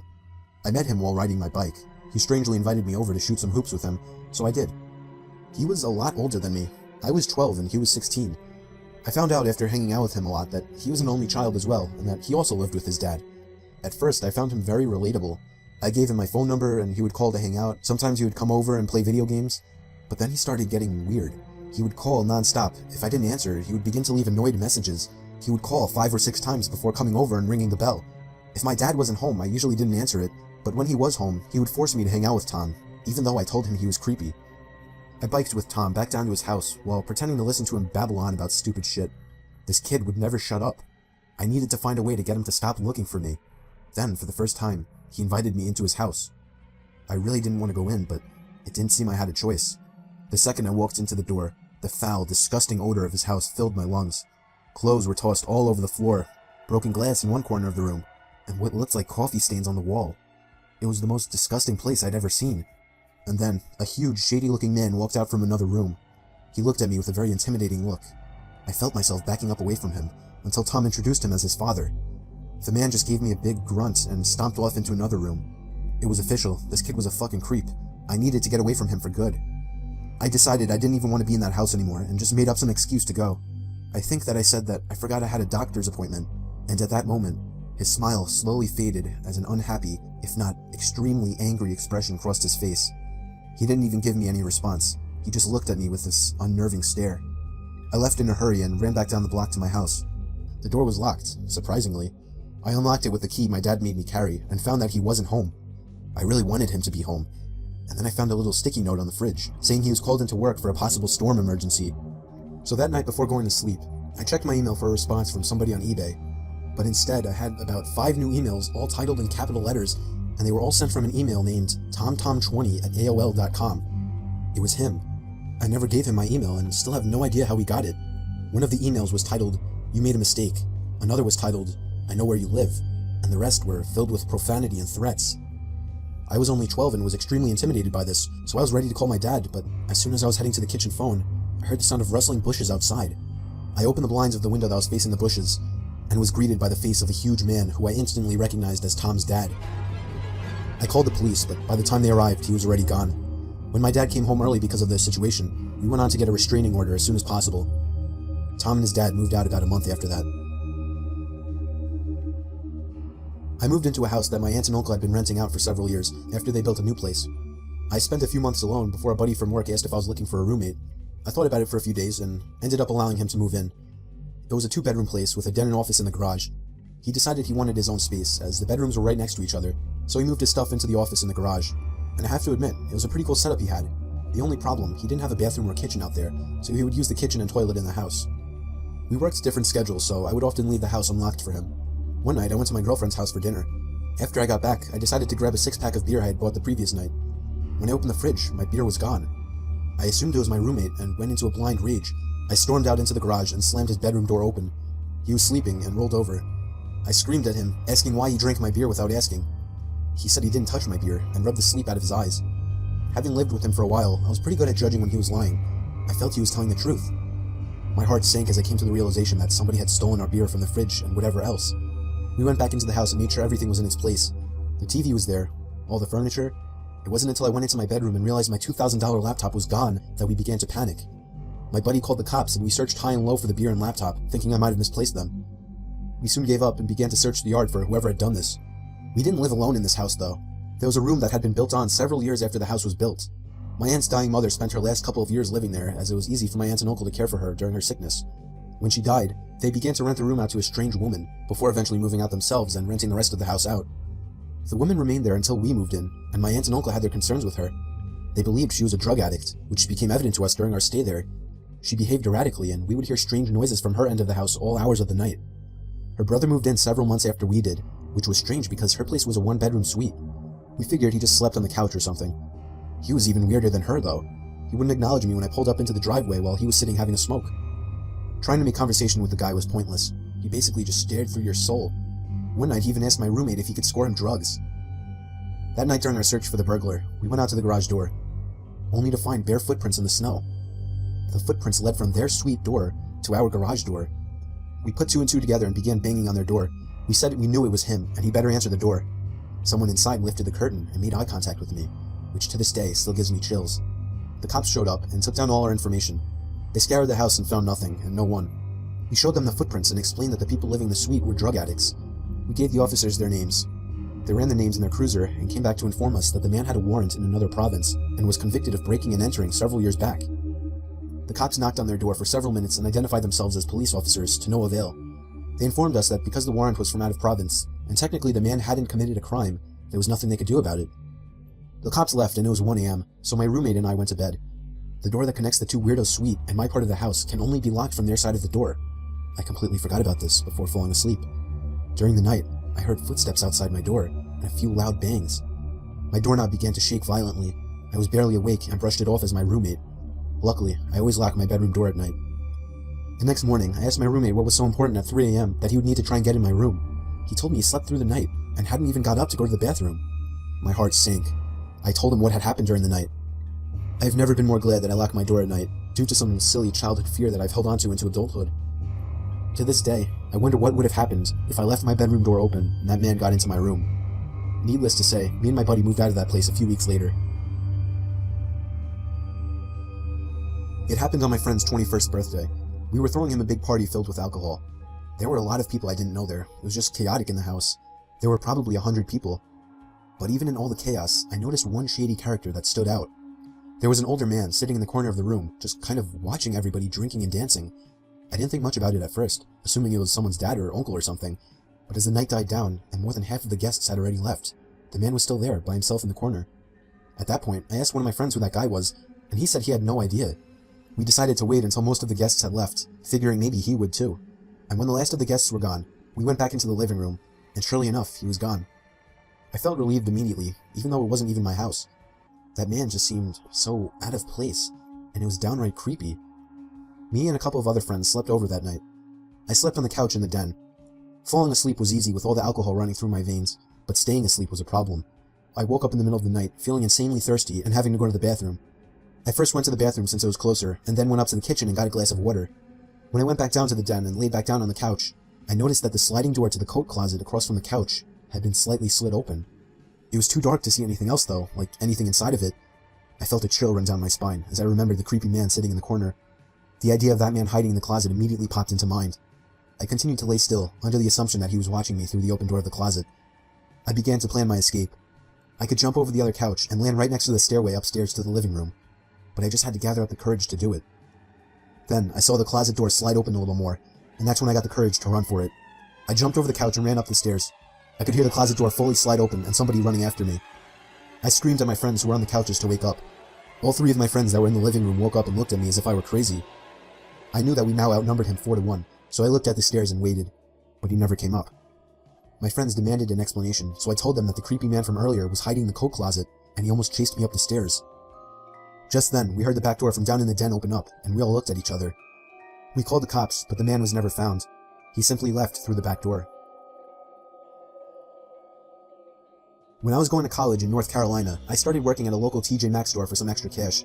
Since I was in class during the day, I usually worked the later shifts. One night, I was walking to my car. I think it was about 11 or 11:30. As a safety protocol, all of the employees left together, and the security guard would watch from the sidewalk to make sure we all got to our cars all right. I was approaching my car when I heard a car pull up behind me. I turned around and there was a woman with her teenage daughter in the passenger seat. She rolled the window down and started giving me a story about how they just came into town to visit family and that they're out of gas and have no money, and then asked if they could borrow a few dollars. I told them the truth, which was that I had no cash on me. I never carry cash. So she just looked at me and asked very hurriedly if I would get into the car with them, go to the gas station, and buy them about $10 worth of gas.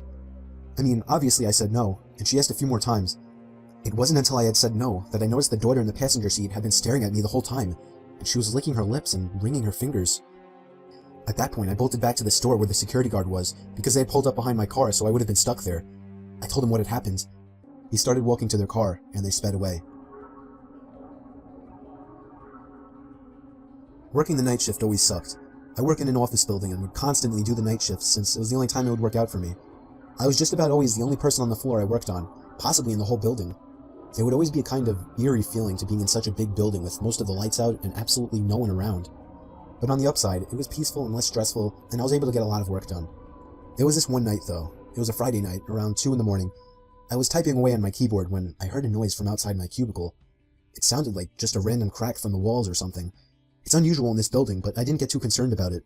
I resumed typing away and was once again interrupted by a sound. This time, the sound of a computer starting up. It caught me off guard. I was sure nobody else was working the night shift. I stood up on my chair to get a view over the cubicle walls. The glare of a computer screen in the dark was visible in a cubicle on the opposite side of the room. Then I did something stupid, something I regret.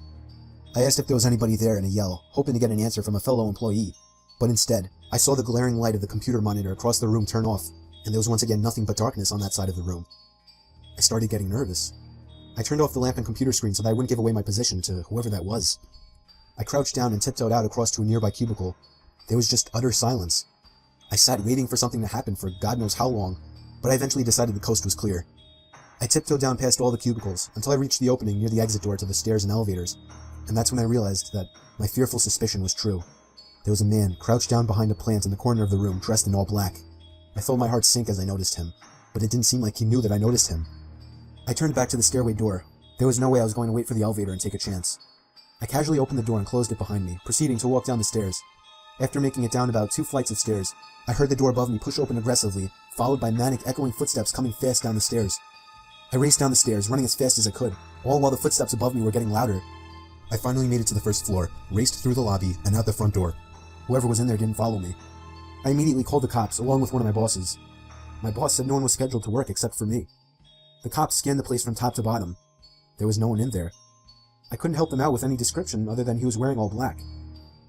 I did continue to do the night shift for about a week after that, with my boss allowing me to lock all possible entrances to the floor, including the elevators. But I still wasn't comfortable with it, so ever since, I've been doing the day shifts. It was 4 a.m. on a Saturday night. I woke up to my stomach rumbling, and nothing is worse than trying to sleep on an empty stomach. So I got out of bed and made my way to the kitchen to make a sandwich. But immediately I noticed that the cabinet was open. I'm always super obsessive over closing everything I open, so I couldn't believe that I had done that. I found it more odd than most people would. That's just how I am. Most people would shut the cabinet and forget about it, but I went as far as investigating around the house for any unwanted guests. There was nobody in any of the closets I checked, but when I went down to the den, the back door was wide open. I was certain now that someone had been in my house. I somehow had the balls to step outside and turn on the patio light, and there was somebody sitting in one of the patio chairs. He looked at me with a blank expression and got up slowly. He looked filthy, almost homeless. His hair was down to his shoulders. He started walking closer to me. I couldn't tell what his intentions were, and I kinda just stood there, almost taking him as harmless. But he suddenly lunged at me, and I barely had time to shut the door and lock it. We stared each other down for 10 seconds through the glass, until I finally realized I should be taking that time to call the cops. I ran to the kitchen to get the phone, and as I was dialing, I noticed when I got back that he was already gone. I still called the cops, but nothing was ever found of the man.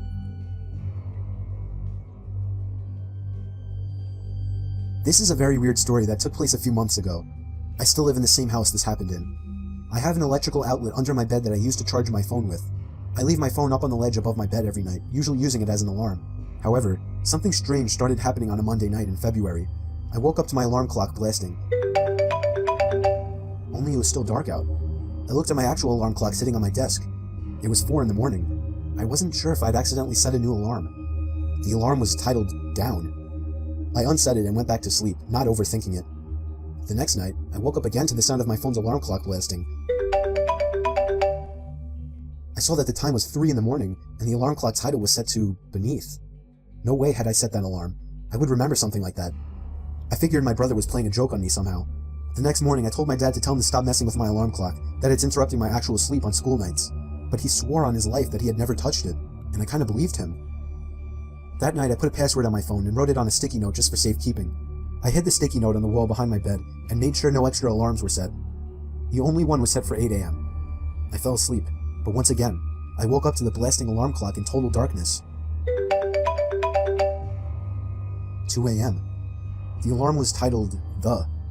I was a little freaked out now. Something was really wrong with my phone. I was sure someone was hacking into it.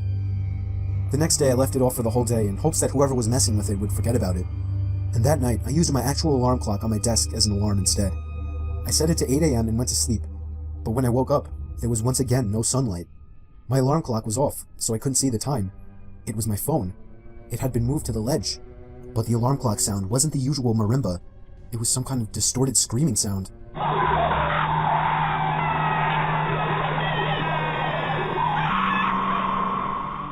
I turned off the alarm, which was titled Bed.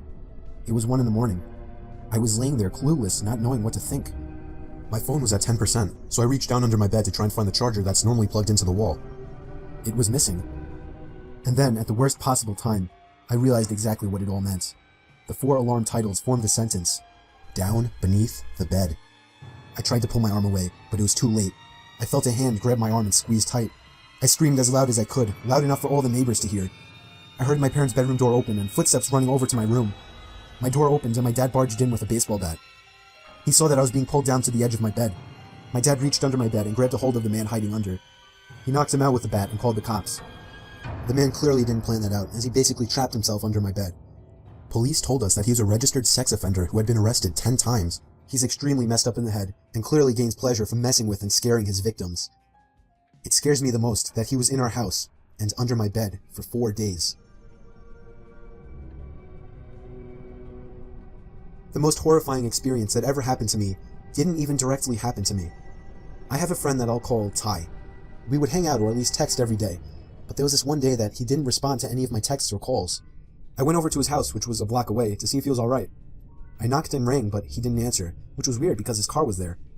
I got the feeling he wanted to be left alone, but late that night, I got a FaceTime request from an unknown number. I cautiously answered it with the camera aimed away from my face. A face popped up on the screen, and it was Ty. I felt so relieved and showed my face. When I got a little better look at his face, I noticed he looked different, like a lot more tired and, I don't know, paranoid, I guess. And he was also in an unfamiliar room. I asked him where he was and why he wasn't answering, to which he responded that he was fine and he was at home. I asked him whose phone he was using, and he just took a long pause before answering. He just blankly stared at the camera until finally answering that he was using his uncle's phone. That was really weird, but before I could question him further, he all of a sudden demands that I lend him $10,000 and that he'll pay me back. I can't help but laugh at this until I see that he's serious. More than just serious.